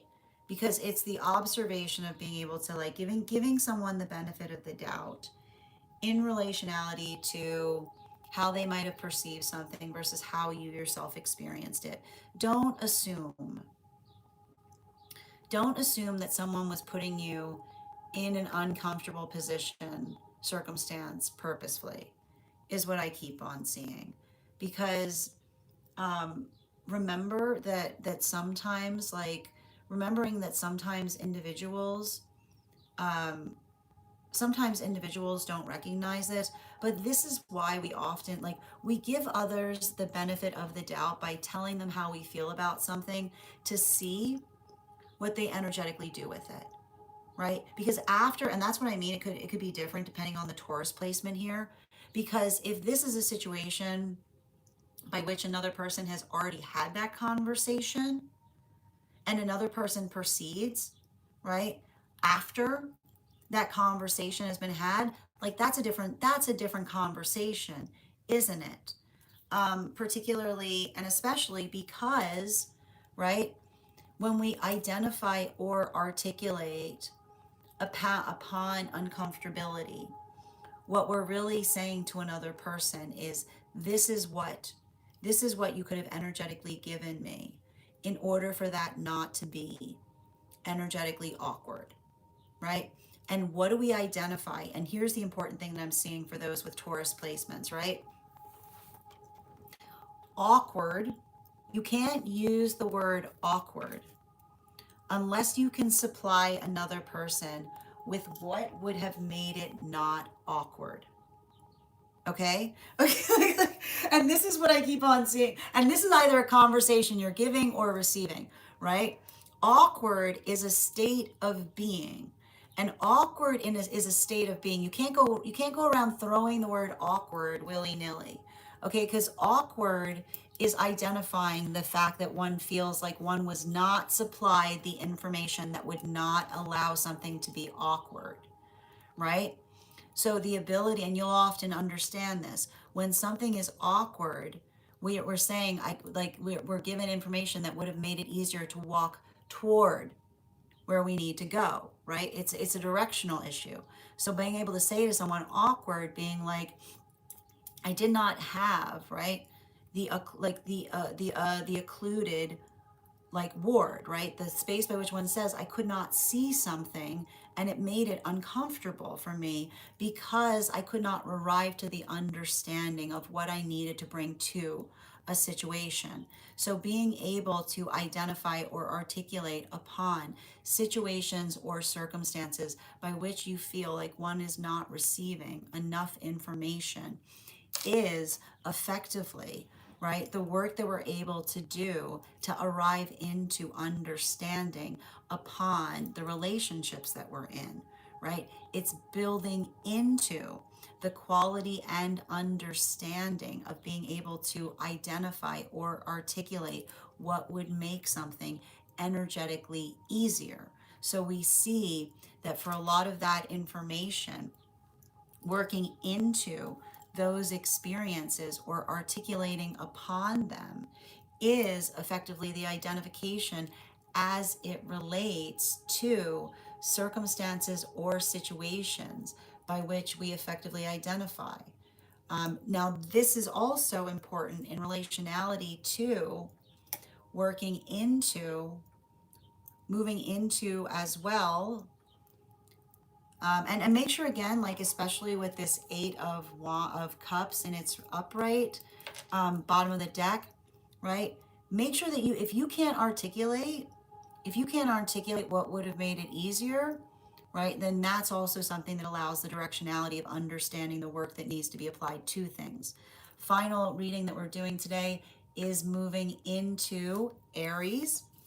Aries, sun, moon, and rising. What do we have coming through right now?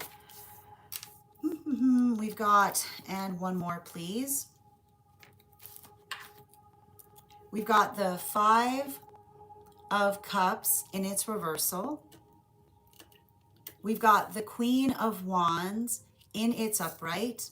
And we have the Queen of Swords in its reversal. So what are we effectively identifying that's occurring in relationality to a lot of the work that we're seeing there? The state or the nature by which we ourselves are effectively identifying or recognizing what it is that we're trying to do. I feel like for a lot of the Aries placements right now, it's working into the context of being energetically respective and receptive as it relates to another person's ability to energetically do things as effectively as they themselves are able to.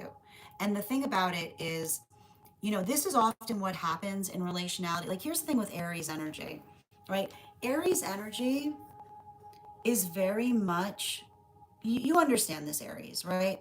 You understand the space or nature of not wanting to get in the way of another's flow state, right? And because when you understand the quality and condition by which others try to effectively interrupt a flow state, then it's often like you'll see, right? You will see an Aries get very, very energetically frustrated in understanding, right, when others try to intervene as another person is trying to find their flow state, right?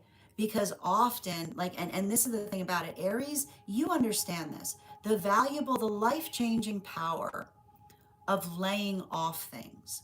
The life changing power of laying off things is the understanding and the recognition point of being energetically receptive and respective as it relates to what another individual is energetically doing. And when we are being receptive and respective in relationality to what another person is doing, then we understand the portion by which we ourselves are energetically observant of being receptive and respectful of their energetic space. Because you'll often see this, right? You'll often, and this is the thing about it. And Aries will often see, right? And this is the thing about, like, the thing in Aries, I feel like you have eyes for this, right?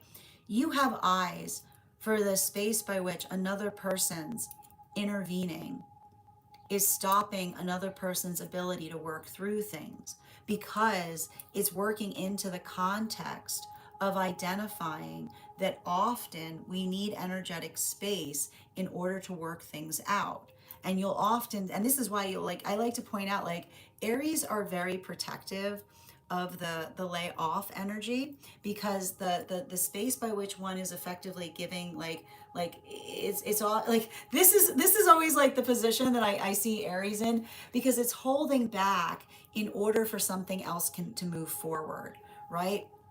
So you give someone an energetic, healthy runway in order to be able to do something in a way that they haven't done it before.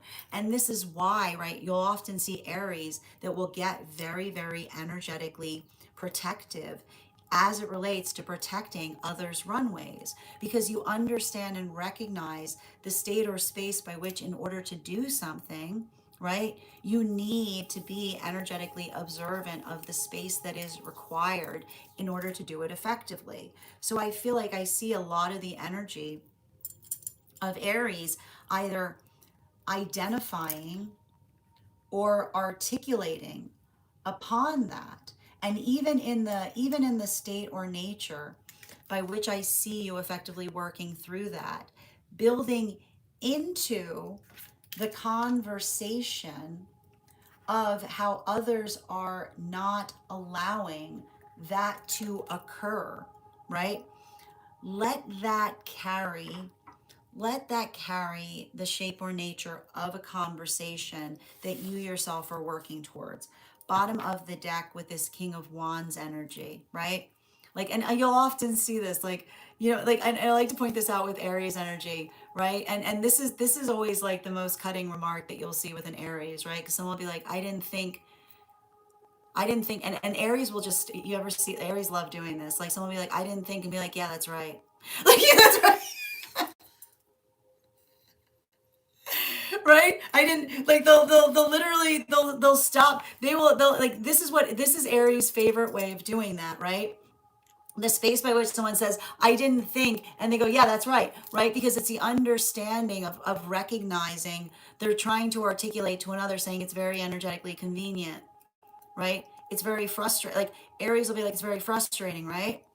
It's very frustrating when you're trying to work towards something, and another person intervenes and jumps in, because it doesn't allow, right, it doesn't allow for the energetic flow. And that's not to say, right, like, the space by which you identify that you can't rush processes is often the space or nature by which you articulate upon, right, the state or nature by which you effectively work through and articulate upon what is energetically occurring, so that others can do so as well, right? And so this is all, and I like to point this out, this is often why, like, like, make sure if you're getting short on someone, you articulate, you show them the fact that that's because you're trying to articulate the example, right?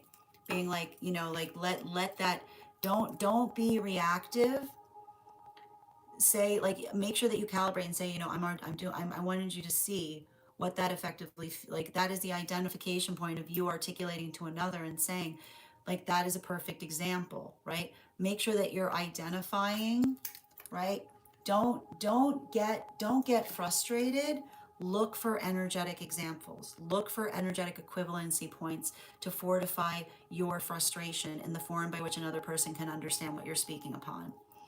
That is our daily collective read for today. I want to thank you guys so much for being here and receiving it. Just a reminder, if you would like to book a private reading with me, it is a two-step process. You have to book the reading, you have to pay for the reading. Please make sure you do both if you would like to have that reading. Most importantly, please remember that I will never, ever, ever, ever, ever reach out to you for a private reading. I will never DM you. I will never PM you. I will never slide into your inbox and tell you that I have a very important message that only I can deliver. The only way you can book a reading with me is if you book one on my site. Also, a couple of updates before we move into personal readings today. First and foremost, thank you to everyone who participated in our recent class on the ACE cards. Our next class will be on Thursday, July 16th at 5:30 p.m. PST, 8:30 p.m. Eastern. We will be continuing our studies into the tarot with a focus on the two cards of the minor arcana. If you would like to become part of that tarot class, all you need to do is head on over to my profile and become a paid subscriber. Your paid subscription to my stack is your ticket of entry into our live classes each and every month. You will also, as a paid monthly subscriber, have access to over 9 hours worth of material in the Tarot Church Library class archive. Now, it's not necessary to catch up. I'll be doing my best to give you an update on everything we've studied prior to beginning that next class, but the material is there for you to receive as you're ready to receive it. You'll also have access to over 9 hours worth of material in the Tarot Church Library class archive and a one-on-one chat with me and the other students to ask any questions that you may have in relation to anything we've learned and studied thus far. One of the things that I've tried to do in these classes was make them accessible to the absolute novice tarot reader as well as the seasoned reader. There's definitely something there for everyone. Don't let your lack of experience or your robust experience prevent you from joining us in these classes. And even if you don't become a paid subscriber to my stack, I would encourage you to follow me there to stay up to date on any new offerings or services. I also post my weekly newsletter there, which will let you know about my in-person events as well as my online live schedule and my mystic meditation articles, which give you updates on everything that we've been seeing energetically in the cards. I just wrote one recently on this full moon that we recently experienced. I'll be having one out shortly on the new moon that we've got coming up. Finally, I want to let you guys know that on top of my standard life path readings, I also offer mentorship classes. These are for any of my students seeking a more personalized educational experience with me. I take a very limited number of students for this reason, as those classes are focused on each individual's personal spiritual goals and journey work. Those classes can be purchased on an individual level or as a monthly class series, weekly or biweekly as your schedule permits.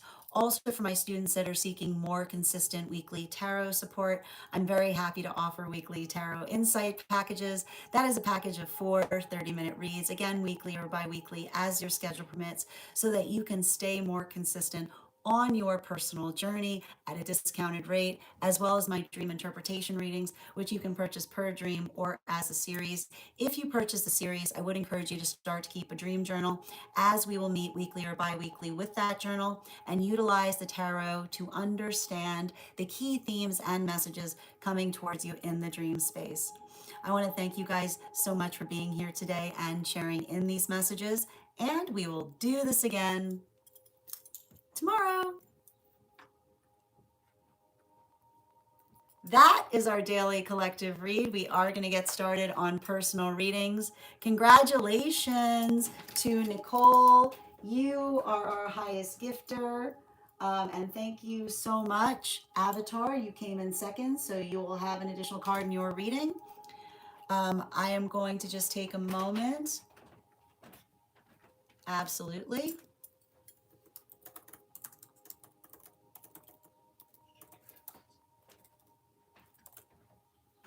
Excellent. All right.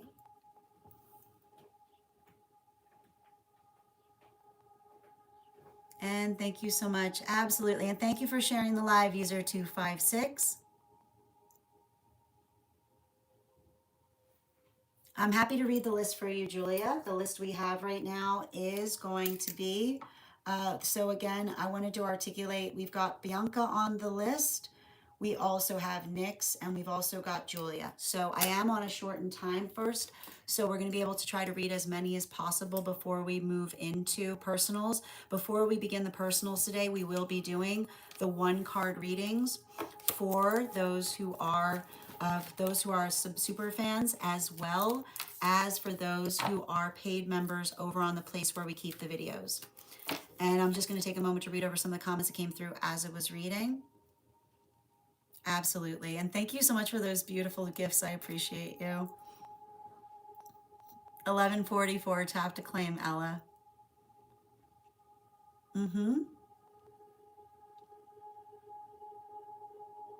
Absolutely.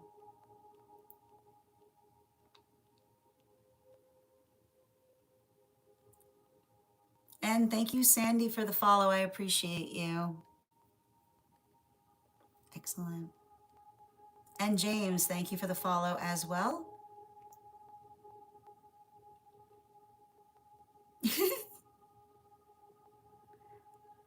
Excellent. And thank you, King, for sharing the live. Always appreciate when you guys share the live.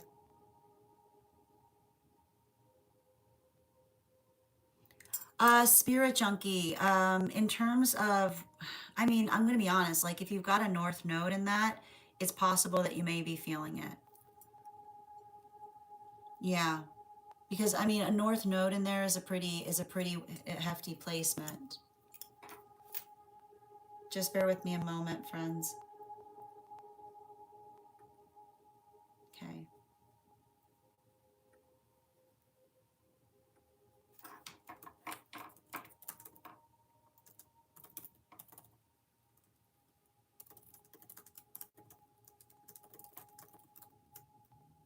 Okay, perfect. All right. And excellent. Thank you as well for receiving this message, Nikki. As a Scorpio moon, I concur. I do not play about my besties. But I like to point out, like, the thing about it that's coming through is the fact that, like, it shows to a certain extent that, like, a lot of the work that we're potentially seeing there is the identification point of working through or observing their own, like, feelings about it. Because I need to stress this with those with scorpionic placements. It's really been interesting reading into it, because something like that, it's not necessarily something that would come out from a Scorpio having to deal with it, but having to see something that another person is navigating. Absolutely. And thank you so much for those gifts, Nicole. I appreciate you. Thank you as well, Bridget, for receiving these messages. Absolutely. And thank you guys as well. Yeah, they do try, though. Absolutely, Nicole. Excellent. No problem, Minnie. Yeah, but I like, and Tatiana, I want to point this out, right? This is often what happens with the placements, right? Because often what we see with the placements is that those that stand beside have what the other needs, right? Like, and we see this, like, what do Leos see that Virgos have, right? Virgos are often very, very good, right? Virgos are very, very energetically good at, like, at being very severe, right? Like Virgos will be like, I'll be severe for you. What do you need me to be severe about? Leos are like, I can't. Leos are like, Virgos are like, I'll do it. Virgos are like, absolutely, absolutely. How you doing today, Ray? Just bear with me a moment.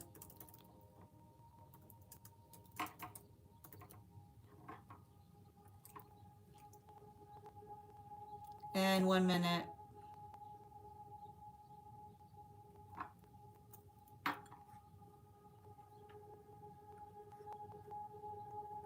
Mm-hmm.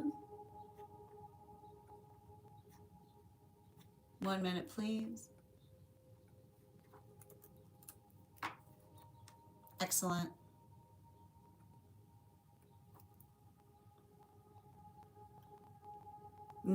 My mom is a Taurus. She's going through it with it. Absolutely. Thank you. Sending support on that journey, Glam. Oh, thank you for also being here, receiving these messages. Check. Hi there. How you doing, Dr. Genuine? And thank you for sharing the live, Dr. Genuine. I appreciate you. Absolutely. Ennui. Ennui. It's hard because there isn't a word for it in English. It's working into the context of being able to identify or recognize what one is energetically trying to do, but in a way that feels like it's fortifying to the self in the process, right? So it's like, and I like to describe with ennui. It's sometimes that feeling that one gets. It's like this it's like the unnameable work that we sometimes feel in relationality to our own sense of it's like having a sense of the nature by which time passes is kind of the best way to articulate it, if that makes sense. Mm-hmm. Oh, I appreciate that, Lego. Absolutely. I got you, dear. Excellent. Thank you for also receiving these messages, James. How you doing today, Unmek? Absolutely. Thank you for the compliment, Bean. Just bear with me a minute. All right, let's get to it. We're going to get started on one card readings for Superfam and for those who are paid subscribers. First card we're pulling right now is for Alexandra. Highest priority message for Alexandra, please. We've got the Sun card in its upright. So I feel like this is working into the context of being able to identify or recognize to another what one is trying to do as it relates to effectively, like, it's interesting. I feel like it's you having a conversation with someone about the the ability to bring a positive attitude towards things, or being able to articulate or amplify how, like, our like, especially, especially with this 9 of Cups in its reversal. The 9 of Cups in its reversal there is often articulating and amplifying to another what feels reinforcing or re-encouraging in terms of helping another person identify that, like, I feel like it's almost giving it's a hard conversation to have with someone, is what I keep on seeing, because it feels like, I feel like it's like you navigating someone who's got a lot of unabashed energy. Animal Oracle. Yeah, particularly and especially with the goose energy. Like, you have to, like, when you're working through, um, sometimes when another person is working through unabashment, helping an individual be able to identify what another, like, sometimes the best you can do is help another person see something from their perspective, right? Giving them giving them a consideration point in relationality to how another person may receive that, or how they themselves might see it. um, it's like there's something, like, it's saying to me, like, and I want to point out, there's an I don't care attitude that is energetically required to be in the space of confidence. But then there's like, and I want to point out, there's the I don't care attitude that often feels extremely inclusive, right? Like an I don't care attitude that is overly inclusive is often identifying reclusive energy, right? which is working into the context of being able to navigate through another sensitivity from a point of confidence instead of insecurity. Good to see you, dear. Oh, thank you for letting me know, Alexandra. I appreciate you. I'll add you to the list as well.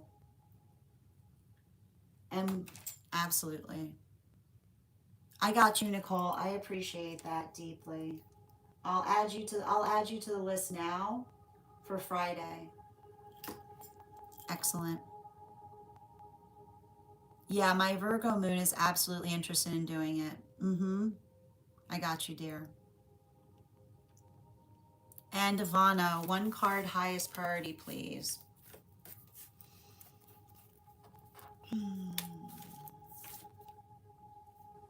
We've got the Three of Swords in its reversal.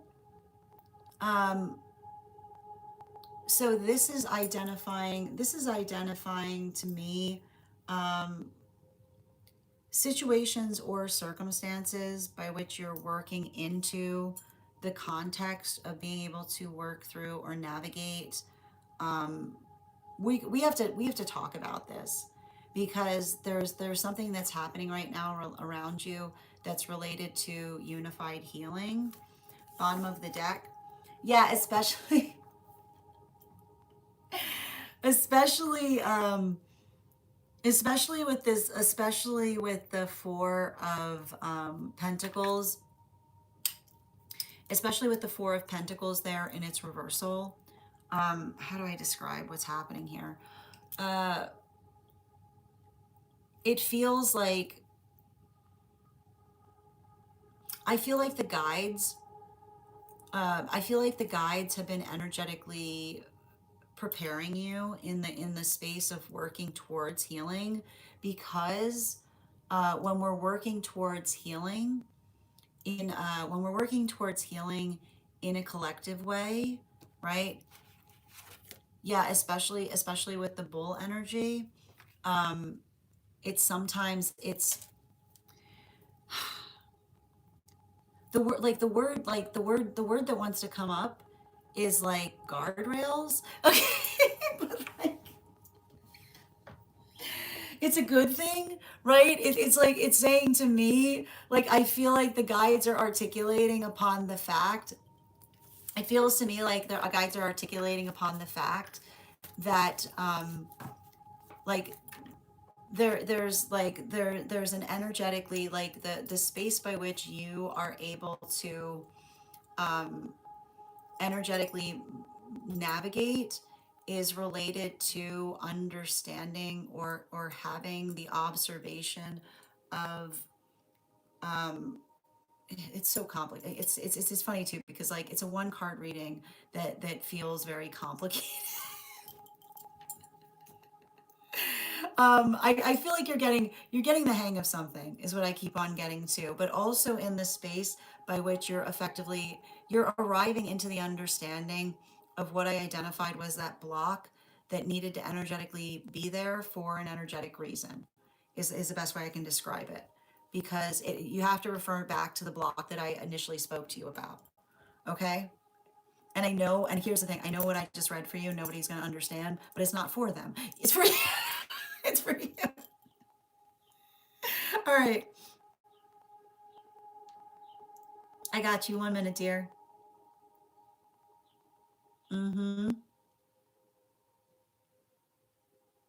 I've got one card coming through for It's My, please. One card coming through for It's My.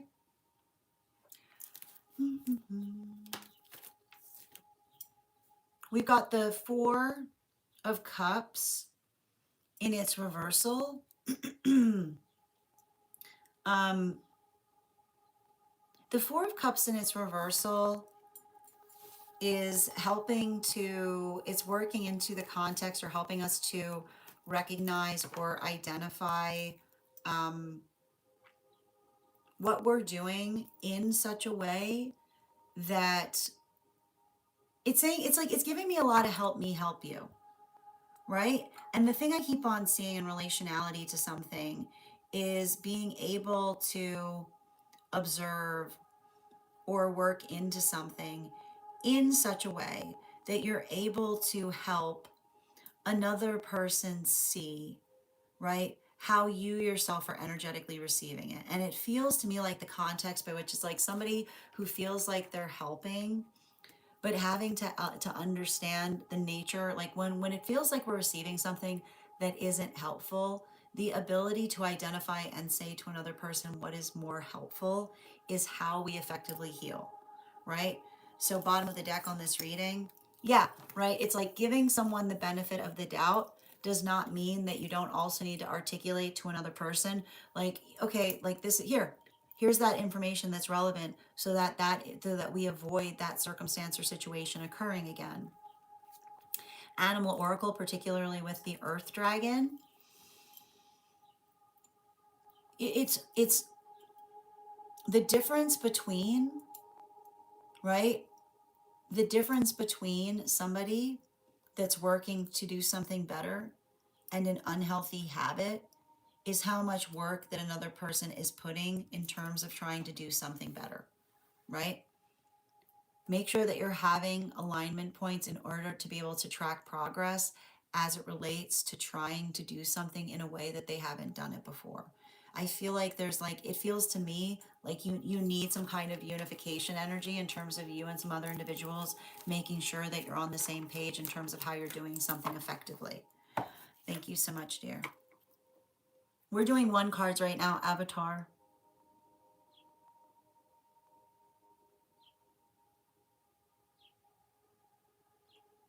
That's wild, June. Mm-hmm. Nicole, I'm going back right now for you, dear.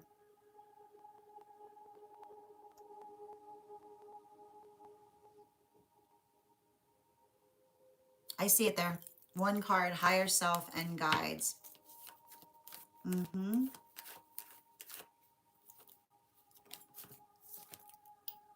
I mean, I think it's funny that you're articulating it in the future because it feels to me like you're already on that path work, right? This is like you're already like they're like the guides identify you specifically as a healer. It says to me that this is you, like this is you building into the healing journey that you're already on to a certain extent. Animal oracle, yeah, right, like you're already in alignment. This is you just coming into the expansion point, as it were.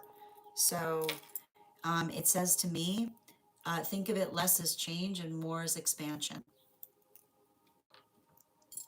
Oh, Kook, I'm sending you so much support. Um, Listen, I want you to make sure that you're doing what is necessary right now to make sure that you're okay. Make sure that you're reaching out to those professionals that can help you through whatever it is that you're currently experiencing. I really want to I want to articulate that Spirit's first directive is making sure that we're taking care of our personal vessels first and foremost. In relationality to reads, I've just completed a free daily collective read for those that can't afford a full reading. If you go back into this live, you'll be able to find that full reading for you, and it'll be based on your sign. In relationality to having a unique card pulled, these are card pulls that we're doing right now for those who are paid members. But that does not mean that but often if you're not in the space by which you can afford it, you can also kind of move into, often the guides are recognizing those who can't, and being able to effectively receive a message through those who can is often something by which the guides work in union with each other. So you might be able to receive something from these readings if it's not something that you yourself are capable of receiving at this moment. I hope that helps, and sending you so much support on your healing journey right now. Absolutely.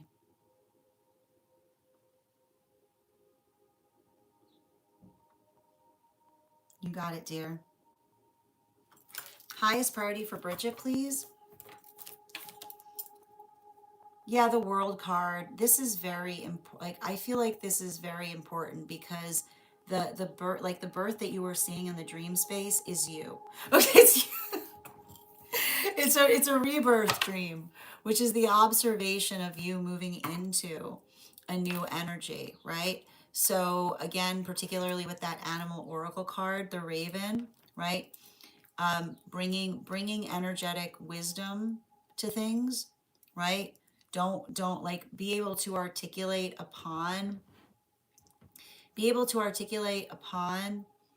what feels energetically comfortable. But even in the space by which you're working through that comfortability point, it's the observation or the identification of you being able to, like I said, like writing, like working through your manifestation in order to find what feels energetically perfect and aligned. Mm-hmm. Absolutely. I got you, Janae. One card, Akashic, please.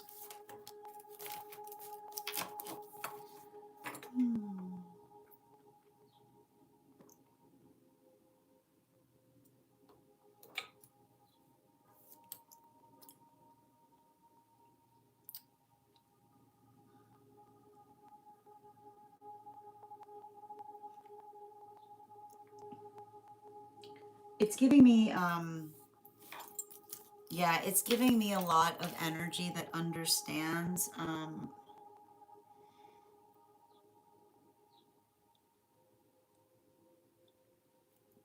We put we put healthy energy in the direction um, of improvement, and I feel like it's really important because I feel like I keep on seeing a lot of past experiences by which someone energetically was trying to effectively articulate to you the state or nature by which um like it says to me, we don't build relationships built upon energetically like reviving, or in the space by which we effectively say to another person, right, like, oh, I haven't forgotten doesn't heal things, right?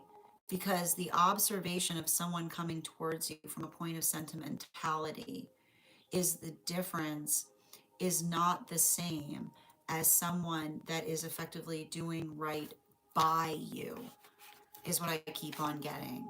Yeah, there's the blackbird energy, right? Um, like I just keep on hearing the same message.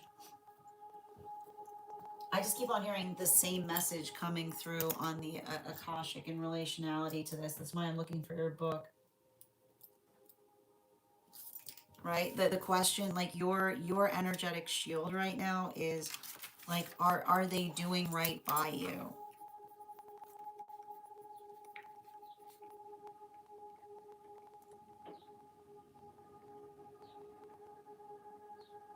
Because your divine counterpart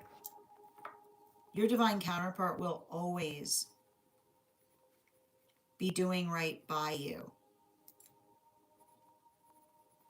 And I keep like in relationality to understanding or working into the context of navigating, right, not the space by which another person tries to become energetically sentimental, in the fact by which the further they get about, like the further they get away from you, right, like the more sentimental they get. But then when they're in proximity to you, like they allow their worst version of self to come out. Like that's not the way, that's not the direction of something building into health. But I feel like you've already accomplished something that the past version of self wasn't able to navigate, is what I keep on seeing. And I feel like you're probably aware of that. I got you, Julia. One card, highest energy, highest and best for Julia, please. You're here to heal something ancestral, and I feel like you recognize that. And often, like in the space by which you're working to heal something ancestral, right? I want you to just let you know that like the energy and spirit is looking out for you in the best way possible. Animal oracle, yeah, particularly with the otter card. I want to point out um,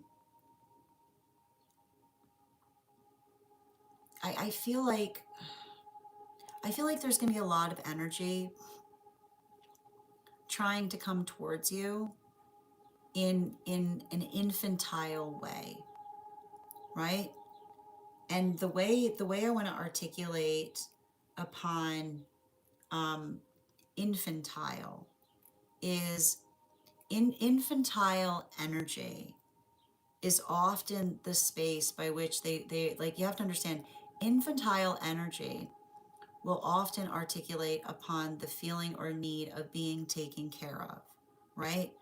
And it does not, right? It does not require, a healthy relationship is not an infantil relationship, which is the space by which another person says, like, and this is often, I feel like you've been having to navigate this, like, right? Like someone that gets upset that you're not giving them all, like someone that gets upset that you're not giving them all your energy, that's an infantile. Like the guides see that as an infantile relationship, because it's the understanding that when we're in a maturation space, we effectively navigate things correctly, which is being able to understand the portion of attention by which something is needed or warranted. Mm-hmm. One card for Laurel on guidance. I've got the Eight of Swords in its upright. So this is saying to me that there's something important in relationality to that guide articulating upon you holding healthy standards, particularly and especially as it relates to someone trying to articulate that you energetically need them. We don't need anybody, right? We don't need anybody. We build into, we like, when we're in pure energy, then there's no need about anything. We appreciate each other's interdependence. One card for Ava on Soul Sister. I feel like I see someone who's going through a vulnerable moment. They can feel the energy that you're sending, right? Even if you don't know who they are, taking time to kind of send that to them is helping them through something that I feel like you're a little bit ahead of them, right? Like I feel like it's helping them through like situations or circumstances by which, again, it's very similar to what I saw with Laurel's read. Someone being like, you need me, and another person being like, we don't, a healthy relationship isn't built upon need, it's built upon mutual desire, right? Like not in the space of energetic, not somebody trying to articulate upon, like it feels like somebody trying to insist to them that they need them even though they know that they don't, is what I keep on getting. Yeah, I got you, dear. One card for mm-hmm. Connection with T for Avatar, 2 cards. I feel like I see somebody who's recognizing or understanding what they need to change. Like this feels like somebody who's moving into the pathwork of taking accountability for things. Yeah, specifically with the King of Swords. I feel like I don't know why, but I feel like there's some father wounds there that need to be energetically addressed. It's hard though, because like I feel like them acknowledging the wound has to recognize the fact that something there they haven't been energetically addressing. Per, highest for per, please. Queen of Cups. This is a lot of the work I see in terms of changing your own perspective. This is you coming into the space of being able to recognize and identify the full power of your energy. Animal Oracle, like the swan, right? You're not running from anything, you're arriving to things. Highest good for Ella around the promotion. This feels very positive for you right now with that Queen of Pentacles. Hermit card. Make sure that you are make sure that you're articulating to others upon your own ability of being energetically available and accessible, especially with this otter energy. Um, just be patient right now, right? Like it says to me, it says to me, like, don't rush a process. Just if it's quiet, assume that it's moving in the right direction. Absolutely. All right, my friends. Hi there, Ivana. I think I already pulled for you, right? Yeah, absolutely. One card for rainbow. Uh, I see somebody who's working through some kind of move or building into something right now in relationality to effectively identify. Like it doesn't. I don't feel like I see somebody who thinks that they're ending something so much as they have to take some. Like they're taking some time with for themselves. Yeah, particularly and especially as it relates to relationship. I need to point this out too. Like the Ren energy, um, making like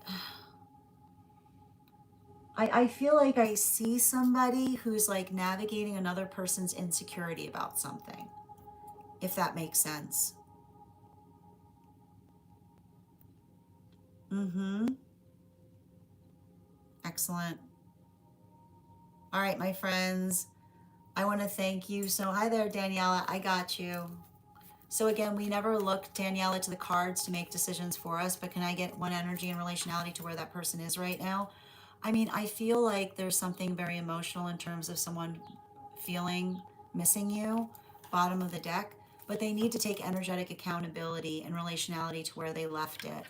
Yeah, particularly and especially with this blank manifestation, if this person owes you an apology, remember, like, don't let it, like, it is not a chalkboard erase moment. It's a bookmark. You pick up exactly where you left off, or like, especially if they owe you an apology, don't reach out until they're taking energetic accountability. Nikki, one card, please. Yes, two for Nikki. We've got the Temperance card and the Judgment card in its reversal. So being able to articulate to another how you, like, making sure that you're helping another person identify or work through anything that they've had, like any kind of triggers that create that temperamentality. We temper our temperamentality so that we become each other's safe spaces. The B energy, right? Being able to effectively articulate or apply better ways to effectively navigate frustration, but in the space by which we become each other's solution, right? Identifying that you're on the same side. Mini, one card on finances. Just take a positive attitude upon it. I feel like there's something, especially if you're waiting for a breakthrough, yeah, be able to effectively identify what you need in terms of reaching that point in order to be able to partition so that you have enough to get you to that break point. My friends, I want to thank you so much for being here today and receiving these messages. Anyone who's on the list will be read. Ruby, can you let me know what your question is, dear? Thank you so much. One card for Ruby. Absolutely, I got you guys. Ruby, one card. Oh, it feels like somebody who wasn't paying attention. Yeah. Every time I see this, it's like it requires more observation, right? It's like someone who's not being perceived all the time. I'm sending you so much support. Yaz, can you let me know what your question is, dear? Guys, on the habit that would improve my life. It says to me, building into practice of affirmation, right? Articulating an affirmation each day in the same way and seeing how it changes things. Yes, absolutely. My friends, I want to thank you so much for being here today and sharing in these messages. If you're on the list, I will have you on the list for Friday.